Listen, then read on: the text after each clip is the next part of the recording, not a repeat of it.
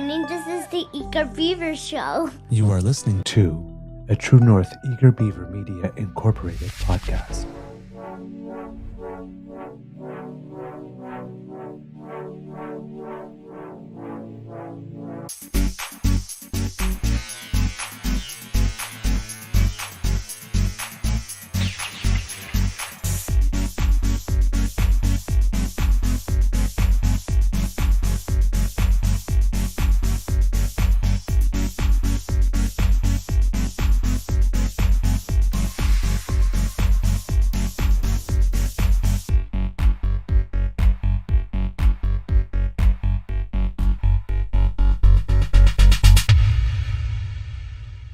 The True North Eager Beaver podcasts are proudly brought to you by our founding sponsors, the Misfit Mysteries from Corvid Moon Publishing, your source for science fiction, fantasy, and cozy mysteries featuring a broad diversity of characters, CanadianTarot.com, your uniquely Canadian online eclectic tarot community, and the Peppermaster, hot pepper sauces made from farm-fresh ingredients to thrill your taste buds and expand your mind.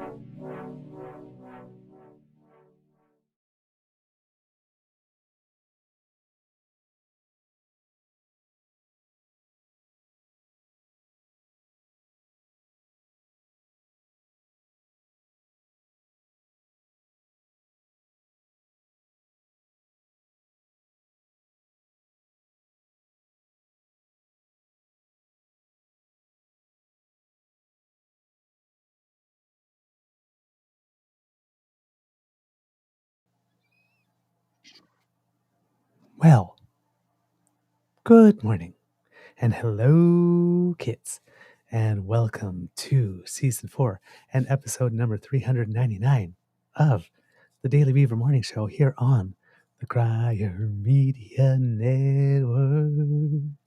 Yeah. Today, recording day is, as Kit Argosy Akers calls it, Friday. June 7th, 2024. And not sure what kind of day we're going to have at the Beaver Lodge today. It's a little gray. We've gotten a little bit of everything over the last few days. So we'll just see. I'm your host, the Eager Beaver, pronouns he, him, hey, Mr. Beaver Ray. And with me, as always, is my good friend, Mr. Grizzly. And no, we did not coordinate. No, we didn't. But clearly, it's pretty in pink day. Except our dress looks good. Oh, come on. That was not a great dress. No. Even by 80s standards, I thought it was pretty terrible, to be honest with you. Yes. Oh, my God. A big thank you goes to our podcast founding sponsors, the Peppermaster, the Misfit Mysteries from Corvid Moon Publishing, and CanadianTarot.com. Mr. Grizzly, how's your mental health today? It's pretty good. It's kind of similar to yesterday. Quite good. I just I'm not wide awake. I feel like I didn't sleep at all last night.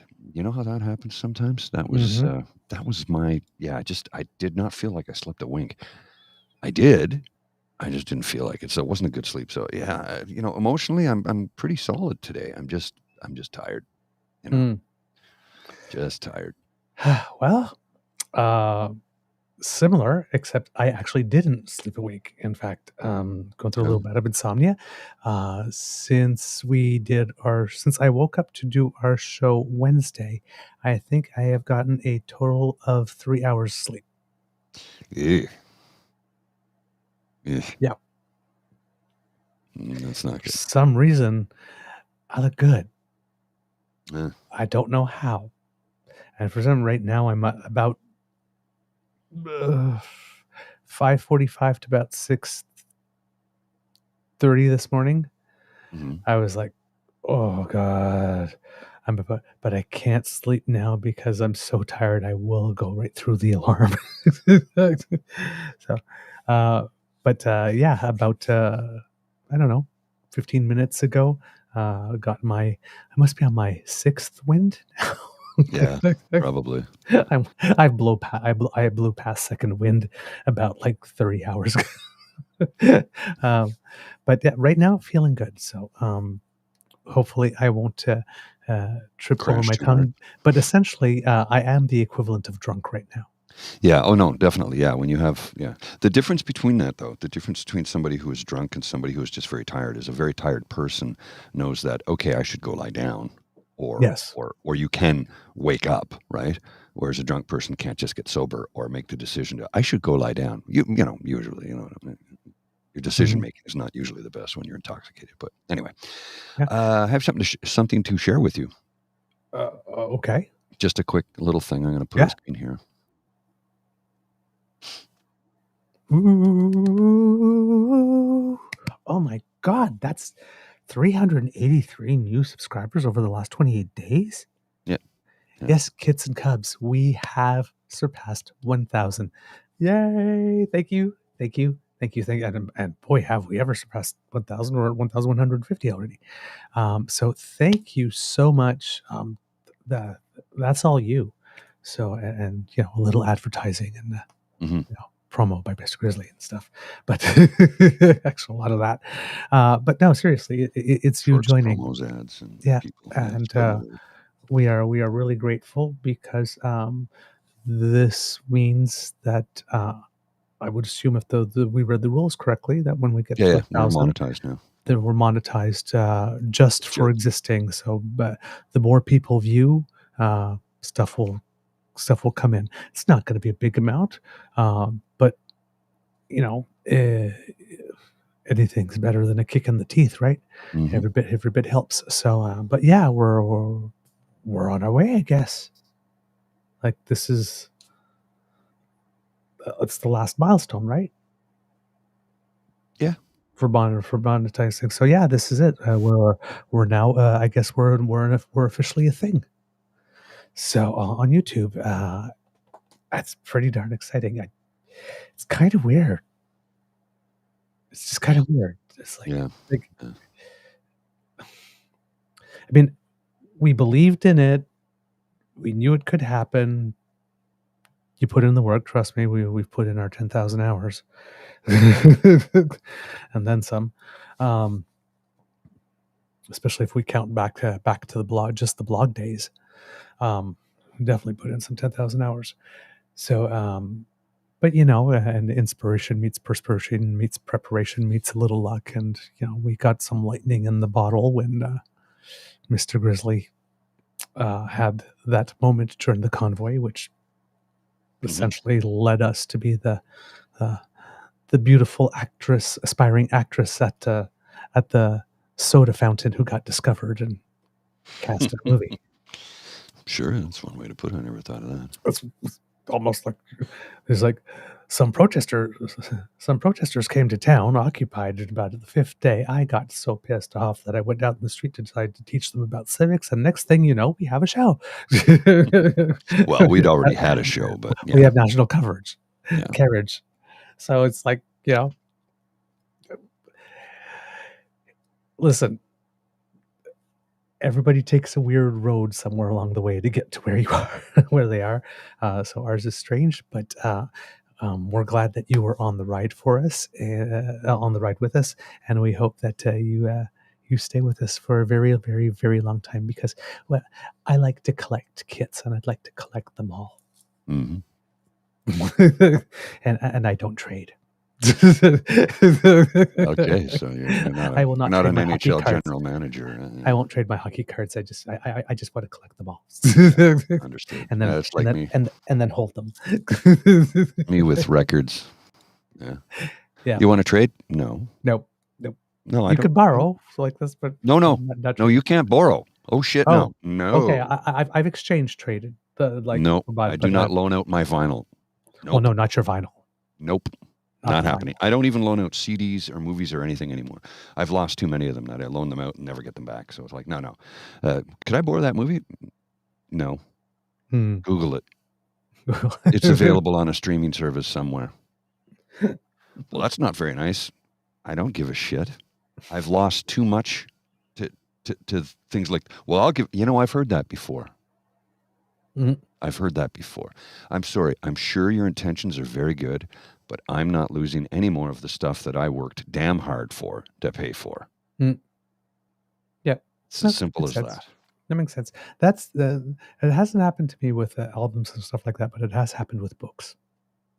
Oh, yes, same thing. Or you loan a book to well, and you know how I am with my stuff, right? How it's like my ADHD, OCD thing. It's like Mm. I buy a book, I read the whole thing, I put it on the shelf, and it looks like it just came home from the store and it's been there 20 years. Right. That's how I don't crack the spine. I'm very, it's the way the brain works. Yeah. And I've loaned books out to people and they've gone on vacation, come back and hand it to me. And I'm like, did you throw it in the goddamn ocean? Like, Mm. what did you do to my book? Yeah. Keep it. I don't want it. I'll go buy a new copy. They're like, what? And I go, that is not what I gave you. Right. Yeah. If you can't respect my a pocketbook, Yep. you don't respect me. So Yep. no. Yep. I hear that. Yeah. I hear And I get that from my mom. That's where I get it from. It's true. I get that from my mom. I see. And you know what? I make no apologies for it. Hey, I make no apologies for it. I take care of the things I've worked hard to earn money to purchase. Yeah. And if I loan it to you, I expect you to grant me that same thing. Because if you loan me something, it's coming back in better shape. I'm not kidding. Like I've had people go, here, bro, take my car for the weekend. I know yours is in the shop. You can use mine. I don't need it. I'm going here or whatever. I'm like, thanks. So I take it. I use it. I do the thing. I bring it back. I detail it top to bottom and fill the tank. Mm. It's coming back better than the way you gave it to me. Yep. That's just how I was raised. Yep. Absolutely. Anyway, That's a nice way of saying thank you. It's a nice way to say thank you for. I think so. For allowing me to borrow your car. Right. Yes, Linda, I like this. What? Linda's never trust anyone who bends down pages instead of using a bookmark. Oh, for some people, those may be fighting words. All right. And yes, Kit Michael, I did see that. Yeah. And yes, I could understand how me wanting to collect them all could sound a little creepy, but I said it with a big smile and sunshine in my voice. So I think Yes. I'm okay. Rather than, I like to collect them all and keep them. Anyway, I have a quick one from Theo Moudakis I want to put on the screen here. It's a tweet from him. It's a response to a tweet, actually. It's really funny. It's dude. It's like, that's about the size of it. I'll put this on the screen really quick, and here we are. And I'll read it for the folks listening at home to the audio version. So, Apothigmata, I don't know who this person is, replying to Theo says, the central bank cutting interest rates is not a positive economic indicator. And Theo's response is, peonons are still crying about how lowering interest rates is a bad thing. Yeah. All right, let's open with that one since we're at it. Yeah. Well, and it is because of Theo's cartoon. I can show you that. Have you seen? Oh, yes, please. No, I haven't seen anything. Okay, it's good. Hang on, I'll bring it up on the screen here if I can get it to load. Oh boy! So, there we go. Here we are. This is the cartoon from just the other day. Here we are. Yeah, this is good. It's Pierre Poilievre outside of the Bank of Canada. Okay. Lousy positive economic indicators. Okay. This is thought bubble. Leave it up there because that's perfect. I think so. Okay. Now, Kits, if you've been with us for a while, what is the one thing I've always said about Pierre's path to becoming prime minister? Time is not his friend. It's not. He ran for the last year and something. Oh, a little more than that, I think, on the interest rates and inflation. Inflation is now in the target range that the Bank of Canada needed to start lowering interest rates. Mm-hmm. And now interest rates are being lowered. And this was all told to us by economists and people who are much smarter than me who said this is what we need to do and this is what will happen. And look, lo and behold. And it is what happened. Now, and yeah, he peaked too soon. Exactly. And this, we're emerging from the worst financial crisis and worst health crisis Hmm. simultaneously Yes. without a recession. Yes. Economic growth in the first quarter was 1.7%. I mean, that's not firing on all cylinders, and it was slightly No. slower than I think predicted, because I think the OECD was predicting 1.8 or something. I'm not too sure, but slightly slower than predicted, or maybe even it was a little more than 2, but slightly slower growth than predicted. It was exactly what the Bank of Canada wanted. Hmm. And while now interest rates are going down. Now, right now, it's just 0.25%. This was announced by the governor, Tiff Macklem, on Wednesday. It's not a lot. It's essentially, somebody did the math on $100,000 of mortgage. Per $100,000 of mortgage, it's about $20. Right? So if you happen to have a $300,000 mortgage, you'll be saving $60 a month on your payments. Most of the major banks and credit company, credit unions and stuff like that have followed suit and have forwarded the 0.25%. Now, right now, it's not a big windfall, but it's the start of something. And the thing that's really interesting is that prior to Wednesday, the general consensus within the economic community was that there would be 3 interest rate cuts this year and probably 4 next year. 3 this year and probably 3 next year, right? Or 4 next year. And by the end of 2025, we would have 6 to 7 interest rate cuts. So let's say 6 for about 1.5% down. So it would bring us to 3.5%.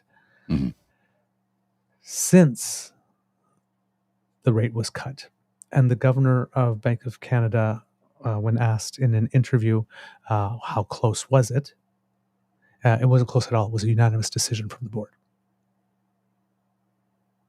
All the governors of the Bank of Canada Right. determined that the conditions were right.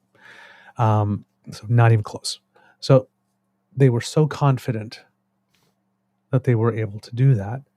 Now that some of the analysts are now saying that it might be 4 rate cuts this year rather than 3, and potentially 5 next year, like this, but most likely 4. So if we got to 8 rate cuts by the end of 2025, that would be a full 2%. So we'd go back to about 3% in a Bank of Canada rate, which would translate to about a 5%. And the mortgage rates around the 5%. Right. And that's probably as low as we'll go. Hmm. I can't see it going back to 2008 numbers. Although I did. Well, those weren't healthy. No. And although I did see something the other day where I was discussing with a couple of colleagues about how apparently they're doing zero down mortgages in the U.S. again. I'm like, isn't that what led to 2008? No. That is a really bad idea. That's a really bad idea. It's a really bad. That is what caused the world to crash in 2008. You know, I thought didn't they put legislation in place after that to not allow that? Yeah, they tried to, and then I think the Republicans repealed some under Trump of it. Of course, the whole Dodd-Frank stuff. Yeah. So I just sent you something in the DMs on Twitter that I don't know if you saw it or not, but it falls right in line with what we're discussing right now. Okay, I'll take a look at that. So we have this thing going on where the governor of Bank of Canada is, and the whole board of governors is pretty confident. Odds are that there'll be another rate cut in July, and then I'm guessing probably if that keeps going, probably in September, and probably something else. Now we are in a weird situation because, as we mentioned on the show a few times, that a decision from the Bank of Canada takes about 2 years to work its way through the economy. So there are, at the moment, our economy is going through an interesting thing that some of the rate increases that have been put in to bring us up to 5% still haven't been 2 years ago. And now we're putting them down. So we have this, there's going to be some, how would you put it? A little turbulence at the top end of it, in the sense that there's there's the pressure of certain rate cuts still going up as we're starting to introduce a pressure or a counter pressure of rate cuts going down. But that one's just at the beginning because, like I said, it's only been in the system for 2 days and it takes 2 years to fully work itself in. Yes. So we're going to have this thing for a while where the two forces are essentially going to be trying to cancel each other out a little bit in that sense.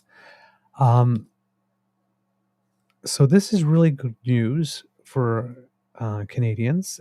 And of course, well, in come the Conservative Party of Canada with the hour of dower. Mm-hmm.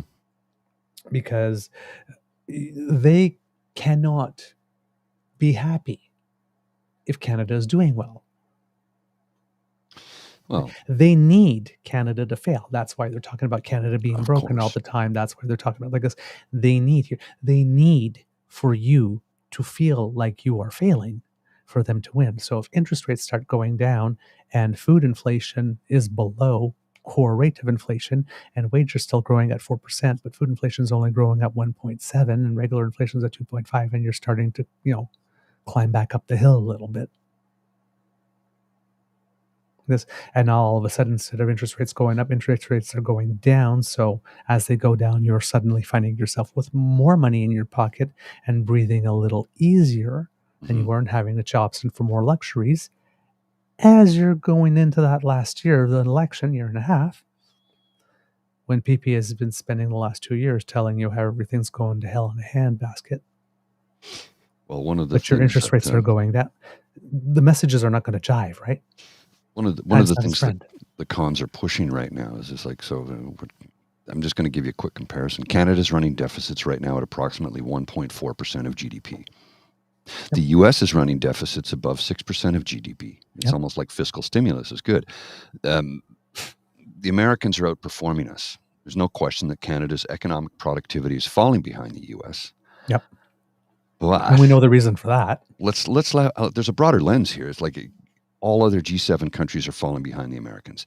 Why? Because their economy, the U.S. economy, is far more heavily levered to tech. And tech is what's driving almost all of the productivity gains right now. What is Canada's economy most heavily levered to? Oh, right. Commodities, especially oil and gas. Rip it and ship it. Yeah.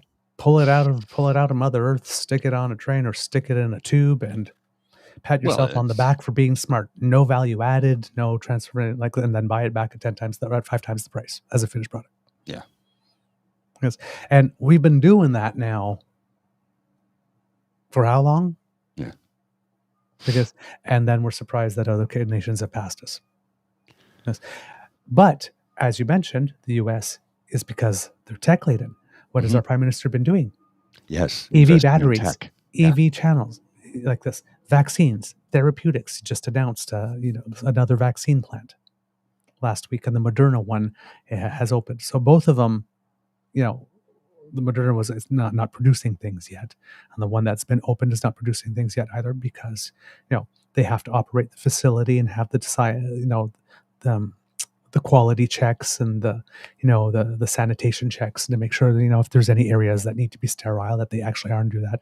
And they run tests and tests and tests and tests because it's vaccines, right? Yeah. Like the production standards are kind of high. So that's got to be happening for a while. And then I think around 2026, 2027, some of them will start to be producing vaccines. But you got Pierre doing that thing again.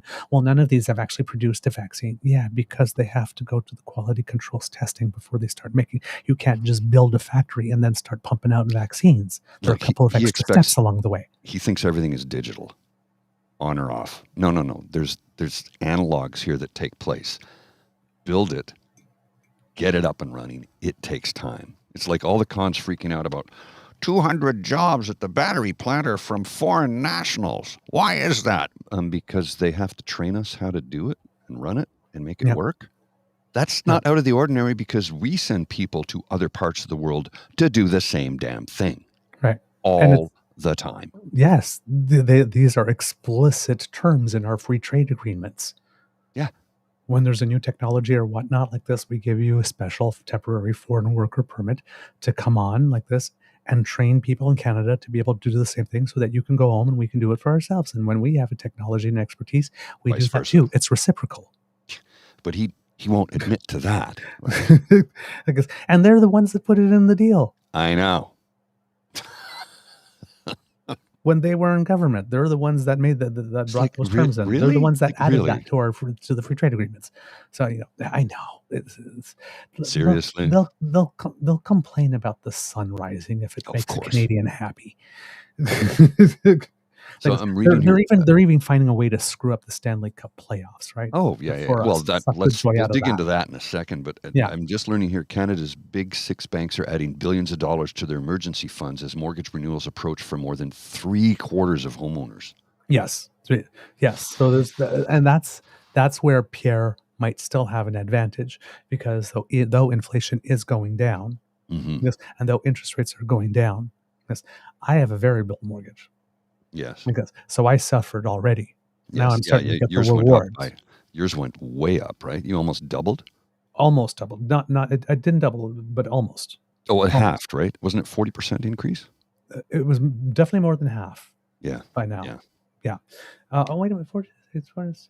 Yeah, definitely more than half. So maybe about let's 60, just say let's say 60%. 60%. That's so. Let's say in arbitrary figures, your mortgage payment is $1,000 a month, and you're budgeted for that. We're going to add another $600 on top of that. Oh, wait a minute. What? Excuse me? Yeah, $600 just to keep a roof over my head on top of the. Whoa! That's what I spend on food for myself in a month. Yeah, that's like a huge increase, massive increase. So yeah, it's a massive increase. I mean, it came out as fast, and the governor of the Bank of Canada does have some egg on his face, because when the COVID thing hit, he actually did say that these interest rates would be low for a long time. Now, I don't know if in banker speaks 3 years is a long time, but a lot of people took that to the bank as saying, you know what, hey, let's go get a mortgage. And in that interview, the governor of the Bank of Canada, and he spoke on behalf of all the governors, did acknowledge that they maybe didn't handle that portion as well as they could have, and that they completely understand why Canadians would be upset and angry with them because of that. So they're not suffering from lack of awareness. No, and I think that's one of the reasons why they went, because there was a lot of pressure saying, "Hey, you went, not that you went too early, yes, but you raised them too fast and you raised them too high. Because you didn't need to go that far. So stop ragging the puck and just start making the cuts." Mm-hmm.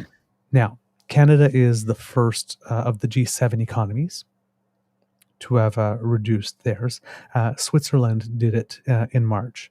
And now I think the Central European Bank just announced, I think yesterday, that they had started cuts as well. The United States is probably not yet going to do them until at least September, and possibly even November, because in the United States, inflation is rising. When you said, stimulus is good, well, yes, their economy is growing, they're getting the stimulus, but they're also getting the inflation with it. I think they're still in the 3% at the moment. So for us, PP will still have your mortgage argument, because 3/4 of Canadians are going to be renewing over the next while. Now, they won't be renewing at maximum anymore. Mm-hmm. Like this, it will get better, but everybody's going to see a jump. But everybody is going to see a jump, right? Yeah. And you have to understand that having a Bank of Canada rate of somewhere between 3% and 4%, that's actually healthy, because when a recession does come, there is some room to cut, and you don't go into negative interest rates, right? Starting to pay people, right, to take your money. So we've seen that before. That's not good. We saw it with oil during the thing, right? We all stopped driving because we're sheltering at home, but those things didn't stop pumping, and then it was sort of like this: we will pay you $35 a barrel to store it someplace, because there's no place left to store it. Everything we got is full, because we can't just stop pumping, because we don't know when we're going to have to pump some back. And while it's pretty easy to take some oil offline, it takes a long time to bring it back online.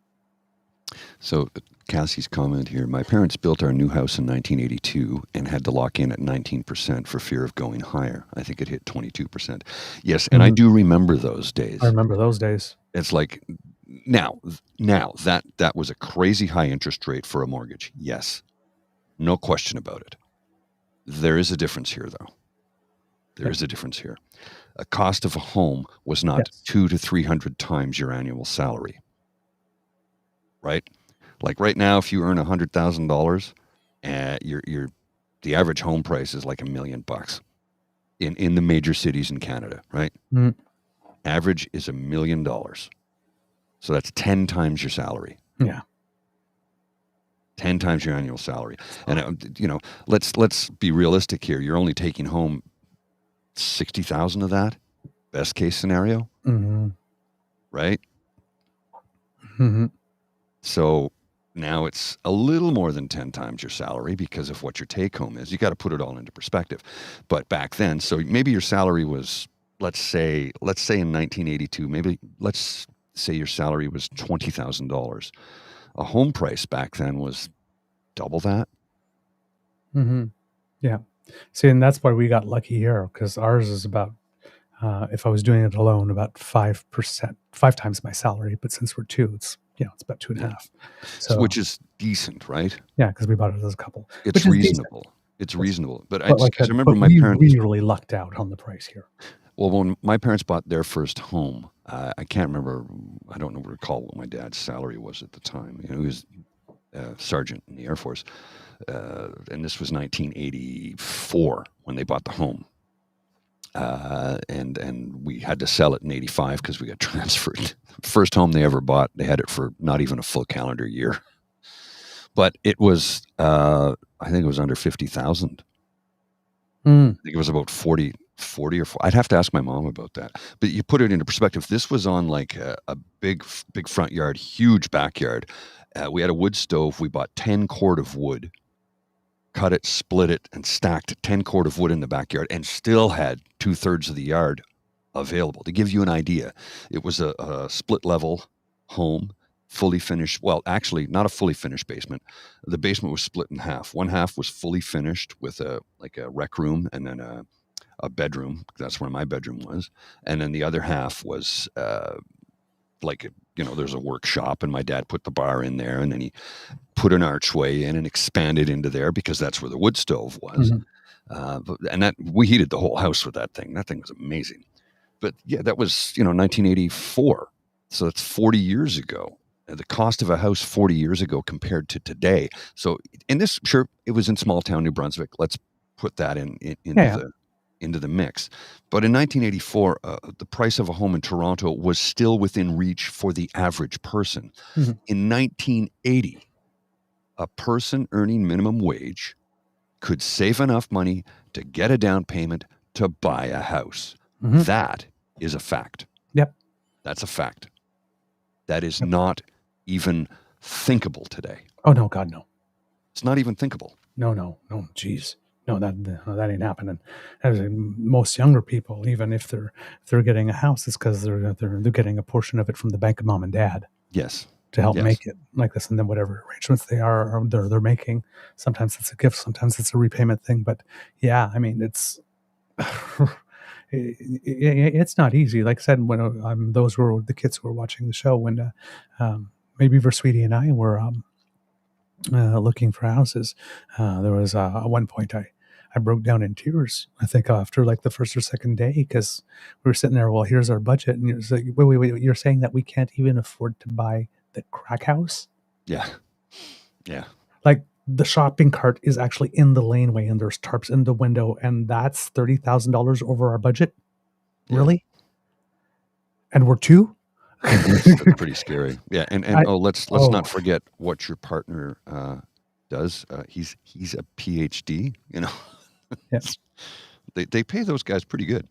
Well, yeah, but at the time that we bought the house, he had finished the PhD, and we were in COVID, so he he couldn't. The teaching jobs hadn't. There was nothing available at the time. Yeah. No, I understand that. Yeah. So he really him, once he graduated, his income source just stopped. He had no income. Yeah. Now, that being said, I don't know for PhD. Well, no doctors. income. There was CERB, but that of course the government programs, but there was no income.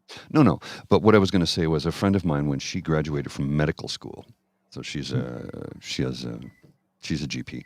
When she graduated from medical school about 15 years ago, 16 years ago, something like that, she went into the bank and said, I need a line of credit to get started because I just got out of med school. They go, oh, you're a doctor? She goes, yes. Yeah. They go, oh, well, would you like a mortgage? We'll give you a $750,000 mortgage based on your diploma, your degree. I'm like, what? She was like, what? No, I need like a $10,000 line of credit just to get stuff. I just moved here. I need to furnish my home and blah, blah, blah. Oh, no. So they gave her a $100,000 line of credit. She's like, I don't want that much. Mm-hmm. But they offered her a $750,000 mortgage, zero down mortgage, just because she's a medical doctor. I'm like, that. I mean, she's still got student debt to pay off. Yeah. It's paid off now, but at the time, because she just graduated, it wasn't a tremendous amount of debt. Like some med students come out with $150,000 in debt, and a lot of them, what they do is they spend the first 2 years doing locums, because they make really good money. It's not pleasant because you move to the middle of nowhere, far away from your family. You don't know anybody, and sometimes the situation can be a little not safe. Right. But another friend of mine who's a doctor, she paid off her student loans within 2 years by doing locums. She did locums for 2 years straight, paid off her student loans. So she's free and clear, right? Yeah. Now that's 15 years ago. So anyway, what I'm trying to say is they're handing over $750,000 to somebody who doesn't even have a job yet, all because they're a medical doctor. Yep. I'm like, and that's 15 years we ago. We know you will get a job, and and it's going to be, and it's going to be stable, that's the thing. And it pays well. It's a given, right? It's a given. And at one point in time, we have a doctor shortage. At one point in time, I don't know if it's still the case, but if you were a member of the Canadian military and you went into the bank to buy a car, and they go, "Oh, you're in the military? Okay, no problem." Like that was basically it. Yep. They would just, how much do you need? What kind of car do you want? Now, it's different for homes, of course, because there's more money involved. But for a soldier or an airman, I say airman, but my father, anyway, somebody in the RCAF or the Royal Canadian Army or whatever the case may be, the Royal Canadian Navy, literally, it doesn't matter what your rank is. They will just hand you money to buy a car or a line of credit so that you can get your dwelling, your PMQ or whatever outfitted. Because they know, oh, well, and your career, you're going for career? Oh, okay, well, you're going to be there minimum 7 years usually, like you sign your. So they know they're getting their money back. Oh, yeah. It's a pretty safe bet. All right. So I think that was pretty much I had for that, the economic stuff. So like I said, for the interesting thing for the conservatives here in this case is that they said, because they need for us to be doing terribly and they need for you to feel that your life is harder. Mm-hmm. Yes. The interest rate could go down to zero. They won't celebrate. Yeah. Right. So, but trust me, it's like with every rate cut, PP is spitting more teeth. Yeah. Oh, yeah. Yep. Listen, this does not help them. I got to jump. Okay. I got to head into the office, but we're not ending the show. No, we're not ending the show. No. I've got to head into the office because I have a meeting that was scheduled for 8:30, and I got an email at 6 a.m. saying it's been moved to 8. So I'm going to head into the office. I'll get that taken care of, and I'll meet you on the other side. I'll come back shortly. All right? All right. So I'll see you all real soon, I promise. Okie dokie. All right, kids and cubs. It's just you and I. How you doing? You're looking good.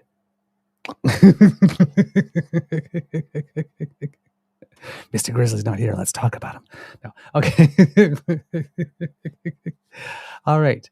Now, the other interesting things, unfortunately, won't be able to show you the clips while Mr. Grizzly is away. But yeah, that NSICOP report, things are becoming a little more interesting. Yes, Kit Michael, radio silence from the PCs on two fronts, interest rates and foreign interference. Indeed. Interest, actually silence from a lot of things because, as we remember, right, we're actually not allowed to know what their platform is or their policies and stuff until actually the election, where we'll get all of like 36 days or something like that to think about them, as every day there's a new policy coming on. So no real time to actually analyze them or discuss them or research them or anything like that, right? They've got all this runway, but that we're not allowed to know. So we're not allowed to know. They won't speak about their plans. They won't speak about their policies. They won't speak about their projects. They won't speak about their platform. And, they didn't want to speak to the governor general when he was the former governor general, when he was looking into the foreign interference thing. They didn't, they just, for some reason, don't want to speak. They don't want to say how they feel about capital gains. And now, with foreign interference, well, they don't. They seem to not. Well, they didn't want to speak at all at the beginning. Now they can't shut their mouths because they found their little narrative. But when it hit on the, I believe it was the 4th that it hit. Sarah Fisher, who is the director of communications for the Conservative Party of Canada. Well, she's a pretty prolific tweeter, right? She tweets several times. Often it's a lot of reposts, but, she shows up on my feed a lot. She has a lot to say. And, well, June 3rd was Pierre Poilievre's birthday. So I think somewhere around like 6 in the evening, she had posted something under her name, wasn't a retweet, about him. And then the poop hit the fan on June 4th. And if you actually go to her Twitter feed at Sarah Fisher, Fischer, and I think 2 underscores is her Twitter handle. You will see that she has not a tweet at all, like 0, under her name on the 4th of June. The day the news hit.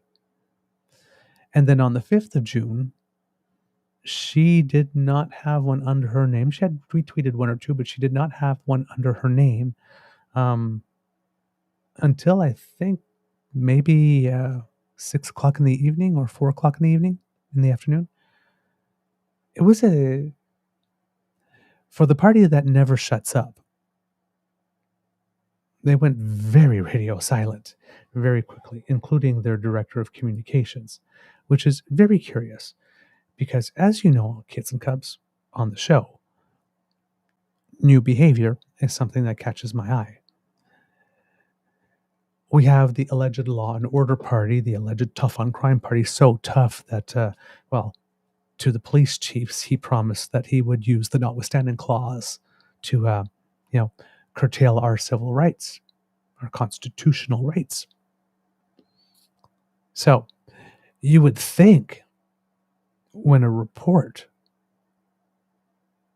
that alleges that there are witting parliamentarians putting either their own personal interests or the interests of another nation above those of Canadians, so either their own interests with the help of another nation or the interests of another nation, and that some of them are witting participants. They're open to the offers, or they're seeking them out, or they're gleefully accepting them when they come. Is very, very, very, very, very disturbing. It's a bombshell. It's probably one of the biggest scandals when names are eventually found out, if they are eventually found out. And they have nothing to say. They're not blaming Trudeau, but they blame Trudeau for literally everything.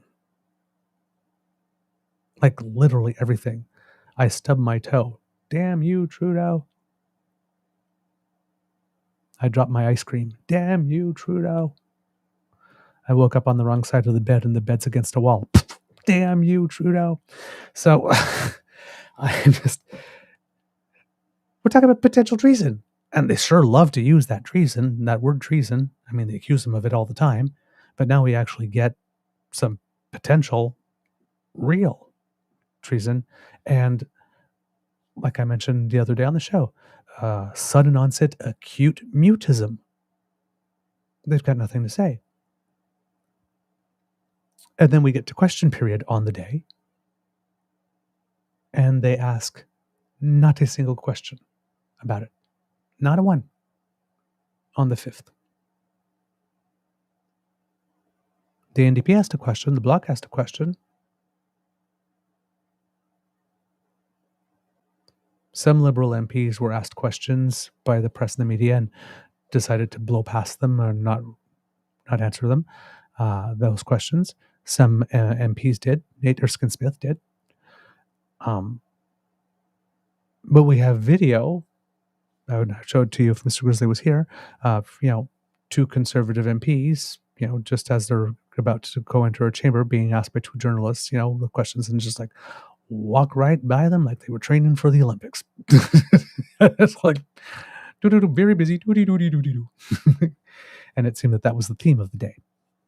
So the Director of Communications has nothing to say. The Leader of the Opposition has nothing to say in question period. And let's not forget that the Leader of the Opposition loves to use question period as a backdrop for clips. And he did use it as a clip. He asked a question about the Auditor General's report, which, had some pretty bad stuff. And hopefully we'll have an opportunity to go into that because there's just been so much news from somewhere else. I haven't even had a chance to look at that one yet.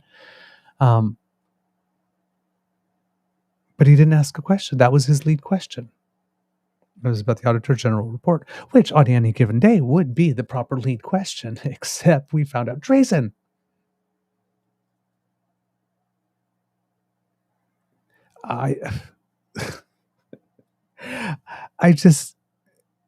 This is the guy that yells, that screams, that hams it up, that makes videos, that has no problem blaming all the problems of the world on Justin Trudeau and loves to use QP as a backdrop, and he's doing none of his standard usual things.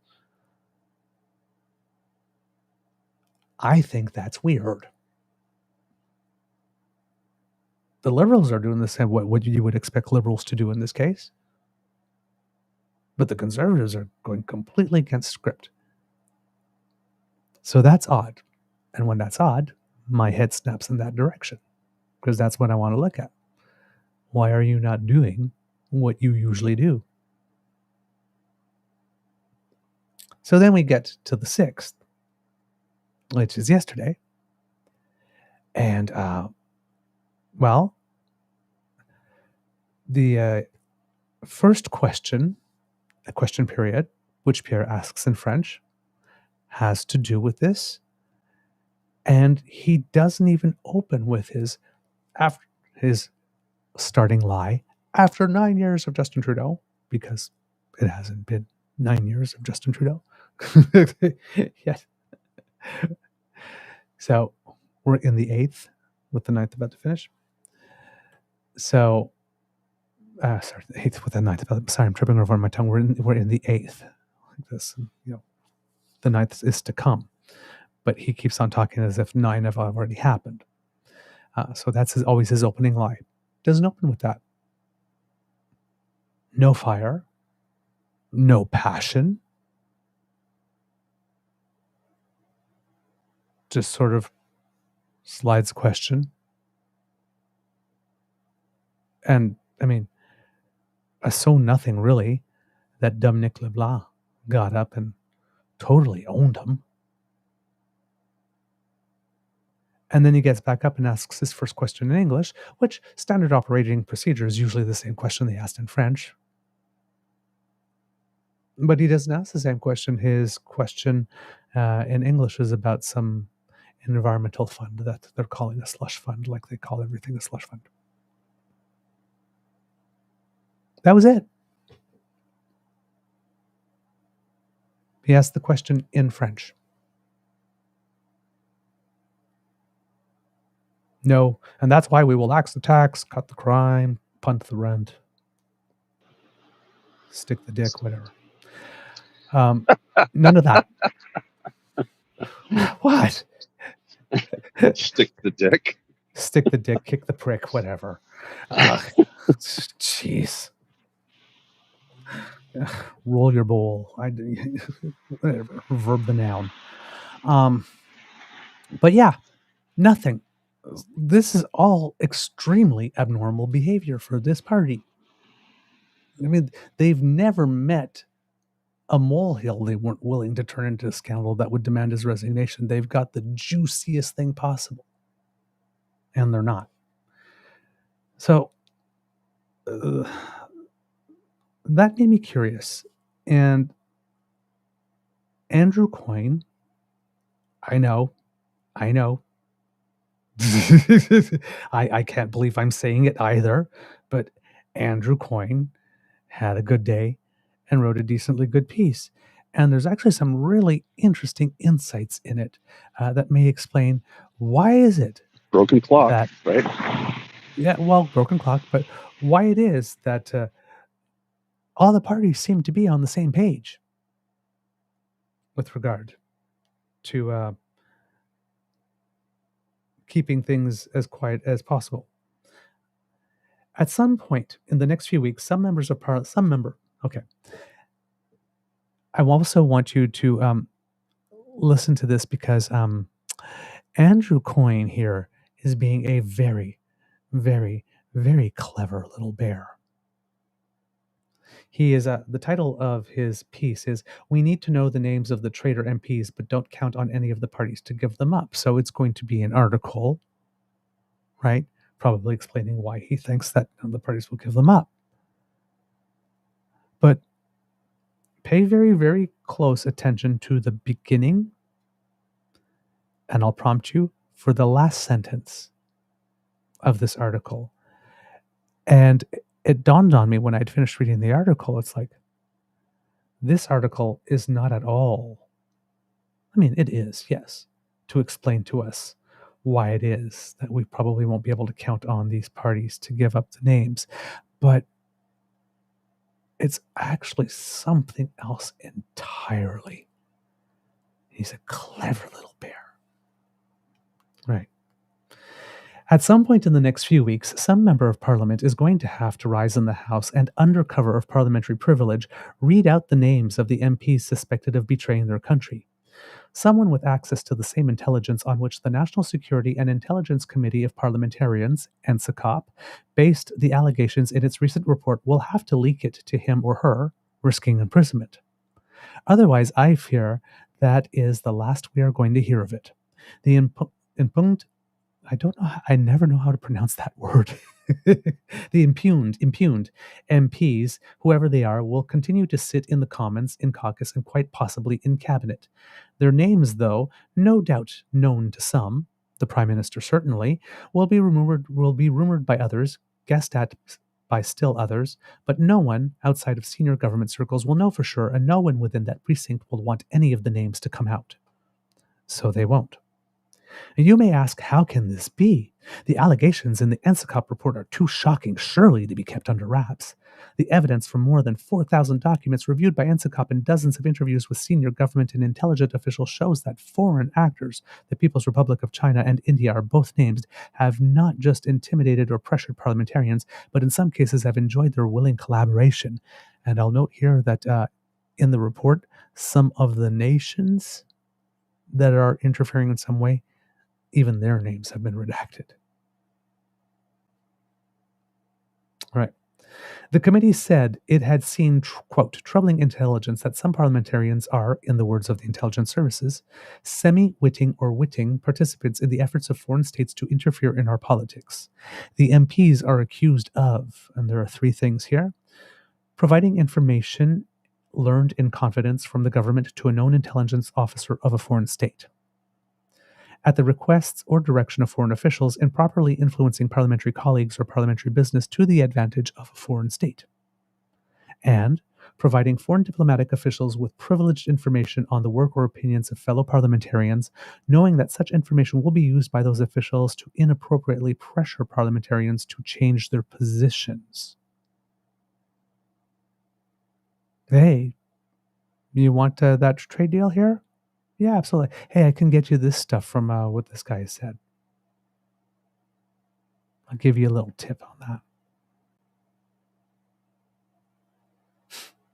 In return for which they receive two things.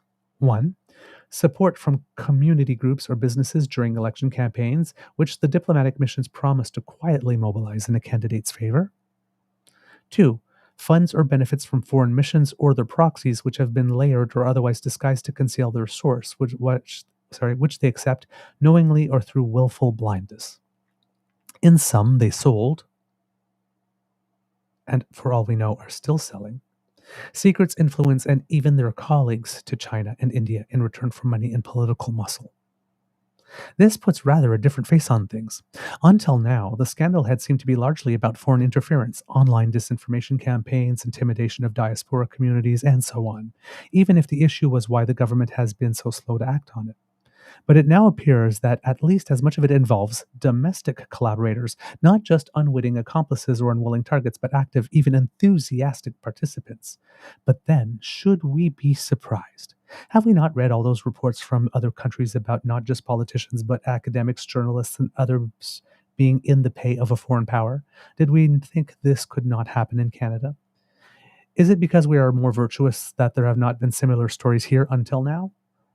Or is it that we have less stringent regulations and laxer oversight? Indeed, much of the NSICOP report simply confirms what had been previously reported by the Globe and Mail and other media based on leaked intelligence, but which the government and its supporters had done their best to deny or downplay for years. There is the famous, quote, network under the direction of Chinese consular officials used to, quote, covertly support or oppose candidates in the 2019 federal election, including, quote, at least 11 candidates and 13 campaign staffers, some of whom appeared to be wittingly working for the People's Republic of China. There is the plan to clandestinely provide funds through intermediaries to their campaigns, quote, including 2 transfers of funds approximately $250,000. There is the reimbursement scheme whereby China, quote, covertly encouraged individuals to donate money to the campaigns of candidates that the PRC favored and promised to pay them back. And there is the story of the MP Han Dong's nomination as the Liberal candidate in Don Valley North in 2019, how China had arranged for between 175 and 200 international Chinese students to arrive at the nomination meeting, quote, in several buses, how they had been told by consular officials that, quote, they must vote for Mr. Dong if they want to maintain their student visa, how the students, quote, were provided with fraudulent residency paperwork and, quote, sought to physically intimidate voters. How they probably delivered the nomination to Mr. Dong and therefore Don Valley North being solidly liberal, the writing, and how the Prime Minister told all of this and more retained Mr. Dong as a candidate, not only in 2019, but in the 2021 campaign. This is the third report in several weeks to broadly confirm both the leaks and the media's reporting of them after the report by the National Security and Intelligence Review Agency, that's NSIRA, and the initial report of Justice Marie-Josée Hogue's public inquiry. They add up to a stunning repudiation of the government's handling of the matter, at best complacent and at worst complicit, and of the earlier report by the Prime Minister's special rapporteur, former Governor General David Johnston, who seemed far more exercised by the leaks than what they contained. That's the part where Andrew Coyne sort of goes off and is a little more Andrew Coyne there.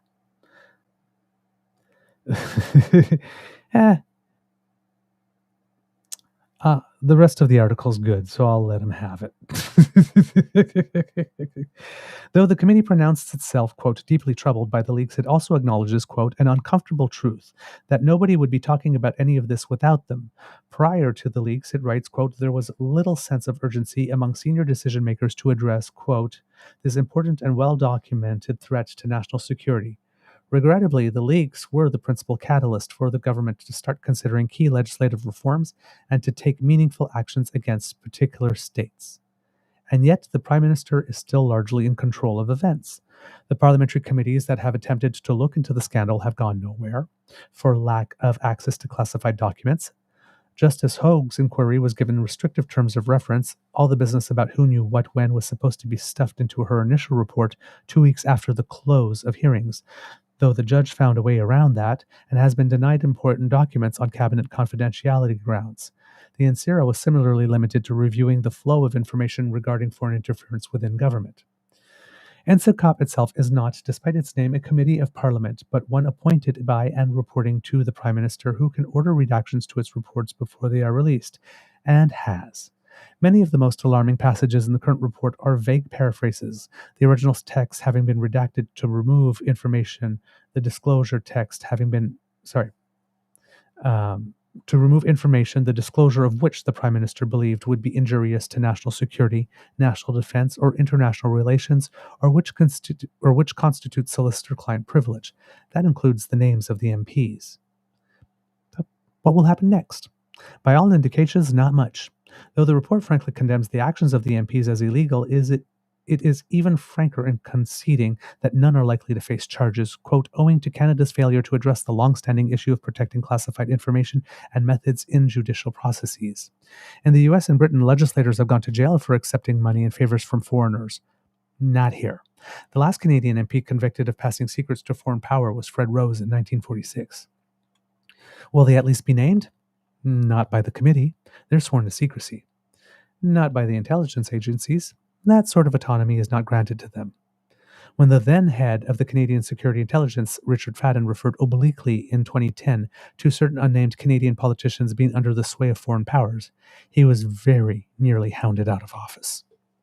And not by the government. The most the Deputy Prime Minister Chrystia Freeland would commit to was an internal follow-up by the Liberal Party, the same process that let Han Dong take a seat as an MP, while the Public Safety Minister Dominic LeBlanc pleaded with Canadians to trust, quote, the professionals in our security and intelligence agencies, the same agencies the government has repeatedly ignored, quote, and at the RCMP, whom the committee says are unlikely to investigate anyone. But surely the opposition will raise hell. Don't count on it. On the day after the committee's report was released, the Conservatives asked 24 questions in question period. Not one was about the report or its allegations. On Wednesday, Conservative leader Poilievre called on the government to release the names after it had become clear it wouldn't. And that was the play yesterday. After not saying anything on the day the news came out, the day after, he decided that he was going to stand at the front of the National Pride Parade. He was going to become the crusader in chief. Release the names. Yeah, it's real easy to be bold and brave when you know there's no chance in hell that names will be released. And the other play of the day, it seems the minions online all got to the same line. Because I guess they must have heard what Dave Wallace had to say.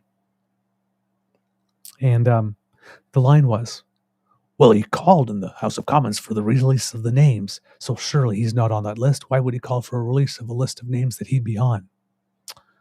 Yeah, because in the history of humanity, nobody has ever tried to deflect suspicion away from themselves by being the person that decides, hey, I'm the one who's going to find the person who did it. Everybody follow me.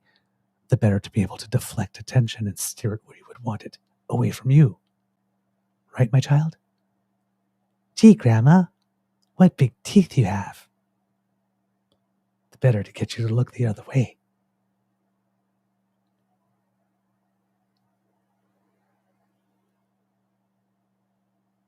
Release the names. Isn't that exactly what you would expect someone on that list to say if they wanted to shift the attention somewhere else, especially when they're safe and secure in the knowledge that the names will probably never be released?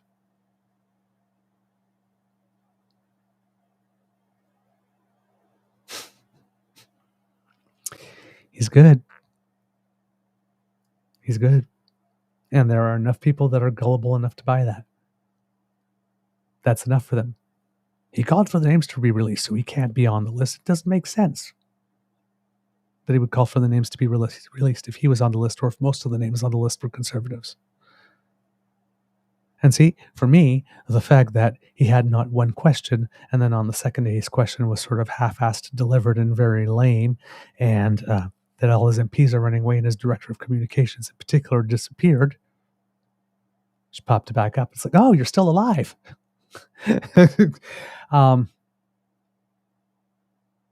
That to me signifies that, well, let's put it this way. The report says that there are parliamentarians, so that includes senators. There are some certain senators that are still affiliated with the Conservative Party of Canada directly. They never took advantage of the Senate modernization that the Prime Minister put in place. And there are parliamentarians past and present among them, from what we've been able to gather from them from the news, and what little they will tell us about who is on those lists. So you have, for me, when I'm thinking about this, either Pierre is on the list himself, and it would certainly explain why it is that he doesn't go to get his security clearance, because, I mean, well, if he's a willing participant in accepting some foreign assistance, like, for example, perhaps in a conservative leadership race to become leader from India, let's say, just spitballing, well, I guess it would be a rather awkward experience to submit to a security clearance thing.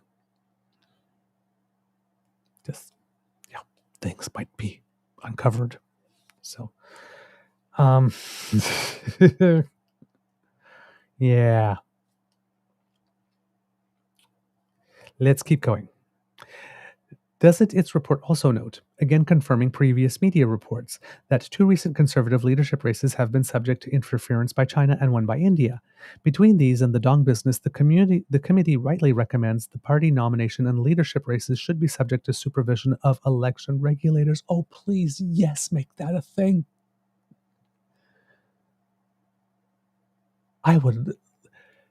Canada would be a much better place if party leadership races were governed by the electoral bodies. Can't believe Andrew Coyne and I agree on this. Wow. Political parties are not, as they pretend, private clubs, and however much their internal decisions, elections, and associated shenanigans have delighted us in the past, it is intolerable that they should serve as a portal for foreign powers to infiltrate our politics. Here again, however, we are likely to face an all-party conspiracy of silence. None of the parties has shown the slightest willingness to have its internal elections vetted by independent regulators, just as none is likely to be too keen to look into what some of its MPs might have been up to. In time, they may hope the public will get bored and the media will move on, and in this regard, they are probably right. So here, Andrew Coyne is suggesting that maybe the reasons why, all the parties are sort of like, none of the parties seem to be really going, treason? Drop everything. Let's get to the bottom of this. Which is what you would think as a citizen your politicians would do, but we're not getting that. Well, could the reason be because we found out that their nomination processes are so lax? The obvious follow-up recommendation would be to regulate those and put them under the auspices of a trusted independent body, like Elections Canada, Elections Ontario, Elections Alberta. But if they do that, that makes it very much harder for a party to do like the Conservatives did in their previous leadership race, which is like destroy the ballots the second that the results were announced. That would be hard to do if Elections Canada was monitoring their leadership races and the vote, right? So if you want to make sure that a certain candidate doesn't win, you want to maintain that control in your party. It sure creates an incentive for all the parties to agree to try to have this go away as quickly as possible so that nobody starts getting ideas. Like maybe the way you run your affairs should be subjected to a little more scrutiny with teeth.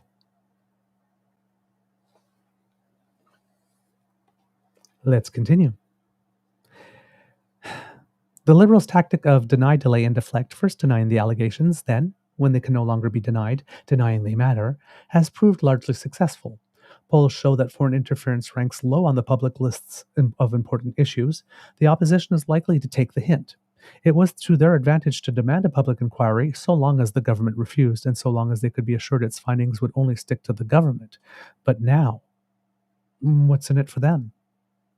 For that matter, the same might apply to certain sections of the media. The report refers to Chinese officials, quote, interfering with Canadian media content via direct engagement with Canadian media executives and journalists. So again, remember we had some chat about this where I said, if you're going to do foreign interference, you're going to do it right. You're not going to just stick to the party with the government right now. Right? You're going to be agnostic. Because governments one day become oppositions and oppositions become governments. And that's another typical line you will see. Well, we have to hold the government to account like this. Okay, but the opposition's doing a whole bunch of shitty stuff and they're running through. Yeah, but they're not the government. They don't have the power. Yeah, well, they don't have the power, but in the years they're in opposition, they could be promising and making backroom deals with a whole bunch of people saying that, hey, if we win, you will be getting this. Just because they're out of the opposition doesn't mean they're not up to stuff that requires scrutiny, equal scrutiny to what the government is doing. We focus on the government because of the government, but these same things apply to opposition too. So, polls show that foreign interference ranks were low on the public's list of important issues I mentioned. The opposition is also likely to take the hint. It was to their advantage to demand a public inquiry. So I mentioned that. Sorry. What's in it for them? Sorry. For that matter, the same might apply to certain sections of the media. The report refers to Chinese officials interfering with Canadian media content via direct engagement with Canadian media executives and journalists, while a redacted passage cites examples of the People's Republic of China paying to publish media articles without attribution. And that's the other thing I said. If you were going to do foreign interference well, why would you limit yourself to just one party or just politicians? Why wouldn't you try to influence academics and business people and people in the media as well? I mean, if you're going to do the job right, right? Well, seems that's been happening. So now we're in a situation where we have to wonder as well, not only about what our politicians are saying, which ones are corrupt, but which members of our media as well. Which members of our media are pushing media articles without attribution at the behest or request of the People's Republic of China? And are any of them currently being pushed, given that we're talking about them in unflattering ways?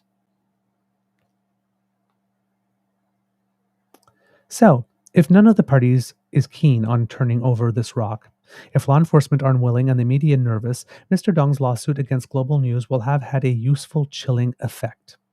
Then the betting proposition has to be that nothing will happen. None of the MPs involved will be prosecuted or named or face consequences of any kind, and the public will shrug. Experience has taught them that in this country, nobody ever faces consequences for this kind of thing. Unless a lone MP stands up in the House and names the names.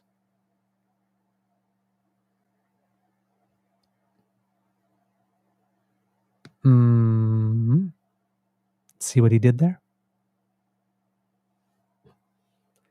Let's go back to the beginning. At some point in the next few weeks, some member of parliament is going to have to rise in the House and, under cover of parliamentary privilege, read out the names of the MPs suspected of betraying their country. Someone with access to the same intelligence on which the National Security and Intelligence Committee of Parliamentarians, NSICOP, based their allegations in its recent report will have to leak it to him or her, risking imprisonment. Otherwise, I fear that this is the last we are going to hear of it. The impugned MPs, whoever they are, will quietly sit in the Commons, in caucus, and quite possibly in cabinet. End of the article. Unless a lone MP stands up in the House and names the names. And that was the real editorial. Clever little bear Andrew Coyne used an editorial where he promised to explain to us why it is that these names probably won't become public. And he does do that. He does that. Does it quite well. Solid piece. But in there, he slides in an actual call.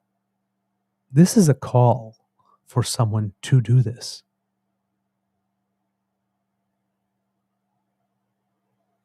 He's got the fig leaf of deniability by doing it this way. But he's actually asking for someone to break the law. He's actually asking for two people to break the law. He's asking for the person that would leak that information to the MP that would be willing to stand in the House and do something illegal. And that would be illegal were it not for the fact that they are doing it in the House of Commons where they have parliamentary privilege.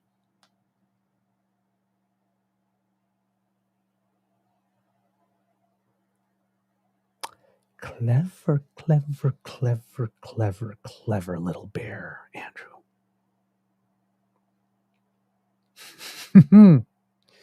That's subtle. That's subtle. That's yeah, I have my issues with him. But every now and then, this man's a pro. So yeah, that's Andrew Coyne's take on it. And I don't know. I don't know if we will get that.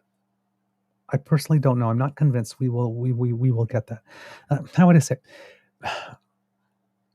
Part of me says that yes, we could get that, and that if we do get that, once again, the first name to be leaked is probably going to be a liberal name, and we know how do we know this? Because it's happened before. Han Dong. That's why he's suing, right? His name, based on intel, not actually evidence, but intel, and intel is not evidence, was leaked, and his career was pretty much destroyed. So, he sued. We don't know where that is yet, but he sued. So yeah, it's happened before. A name has been leaked before. Because the other names like Jenny Kwan and Michael Chong, it's because, well, Aaron O'Toole, it's because they were targets of campaigns. But under the category alleged witting or unwitting participant, only Han Dong's name was released by whomever leaked it.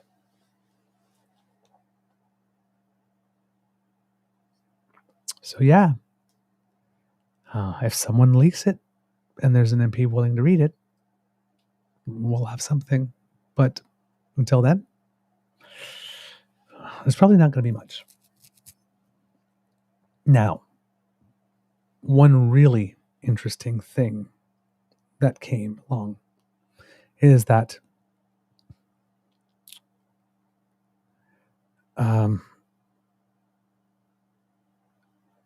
often the police doesn't indicate when it is that they are investigating something, right? They try to keep that quiet because sometimes the investigation's ongoing. Sometimes they don't want to let somebody know that there's an open investigation because, well, that tips them off that they're a target and they can do something else. Sometimes they're monitoring, surveilling. And so if they blow that, they blow the cover. So, there's a lot of things going on. And while the Conservatives are accusing the Liberals of hiding the names, I guess, and the interesting part here to note as well is that when the Prime Minister made the allegations in the House of Commons with regard to India, Pierre Poilievre's first response or instinct was first to side with India, say the Prime Minister has no proof, and then demand that the Prime Minister release the proof right then and there.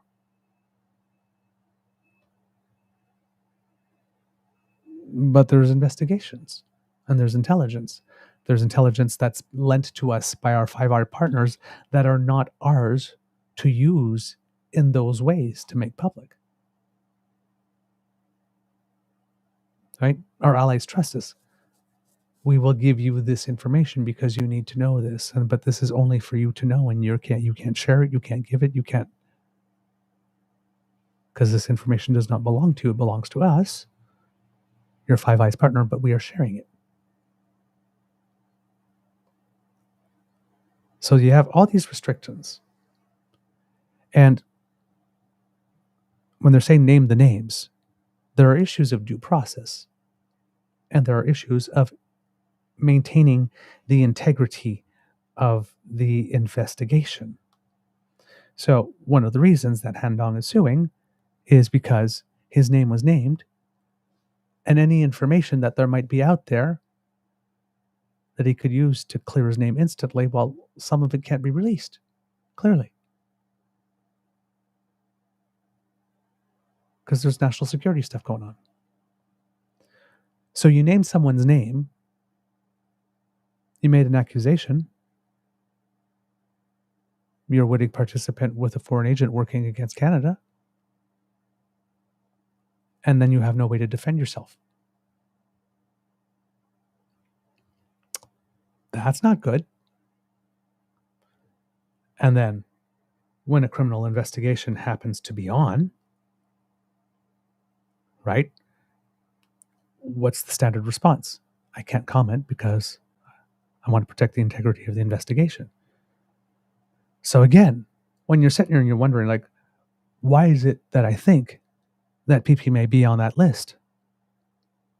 Well, as was the case when the news from India came up, as is the case now, PP is demanding that the government do something that would cause the integrity of any investigations that may be going on at the time to be completely compromised, which for the people who would be on that list would probably be a very convenient way to make sure that consequences don't happen, or to ensure that you can get off on a technicality.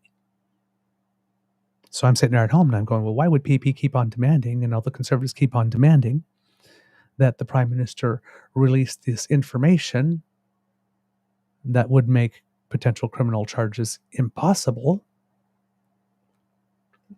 if they were the ones that wouldn't benefit the most from it?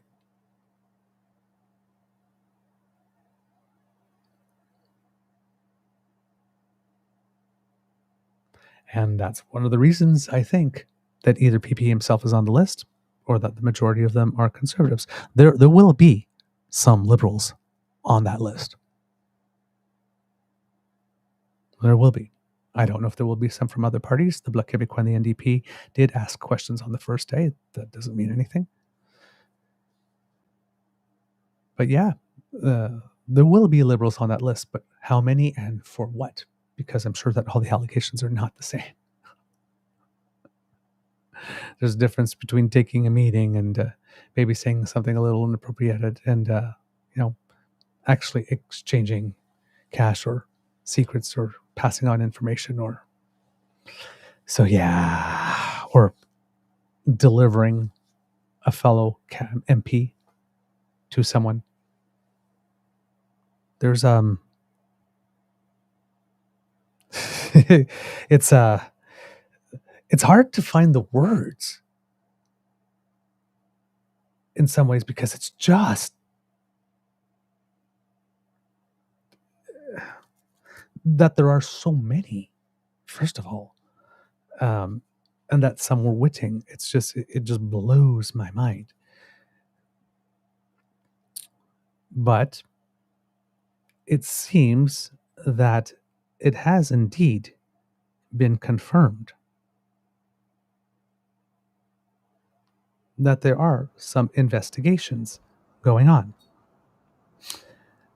This is from a Kitchi north of the wall at Tripeta Rafa on Twitter. And since you are here, Mr. Grizzly, I'm going to send it to you by text. So can you hear me? Yep, I can hear you. Can you hear me? Yeah, loud and clear. Okay, perfectly. So I just sent you something by text. Okay, give me a minute. If you a link, if you would put it up. So I said, yeah, Kitchi G north of the wall. Recommended follow, by the way. And I'm not sure what the source of this is, to be totally honest. But I would tend to, by the way that it is written, to believe that it is a newspaper of some kind, and it's just the image or the source wasn't included in the screen cap. But here we go. The RCMP will not provide comment whether there is an active criminal investigation into any parliamentarian. The RCMP can confirm there are investigations into a broad range of foreign interference in Canada, including matters which intersect with democratic institutions. The RCMP has spoken publicly about the problem of foreign interference and believe more public attention to this matter is necessary. At the same time, the RCMP must exercise significant caution with respect to public statement proof or to... Sorry, jumping a line here. Sorry. Let's try that again. At the same time, the RCMP must exercise significant caution with respect to public statements related to ongoing investigations.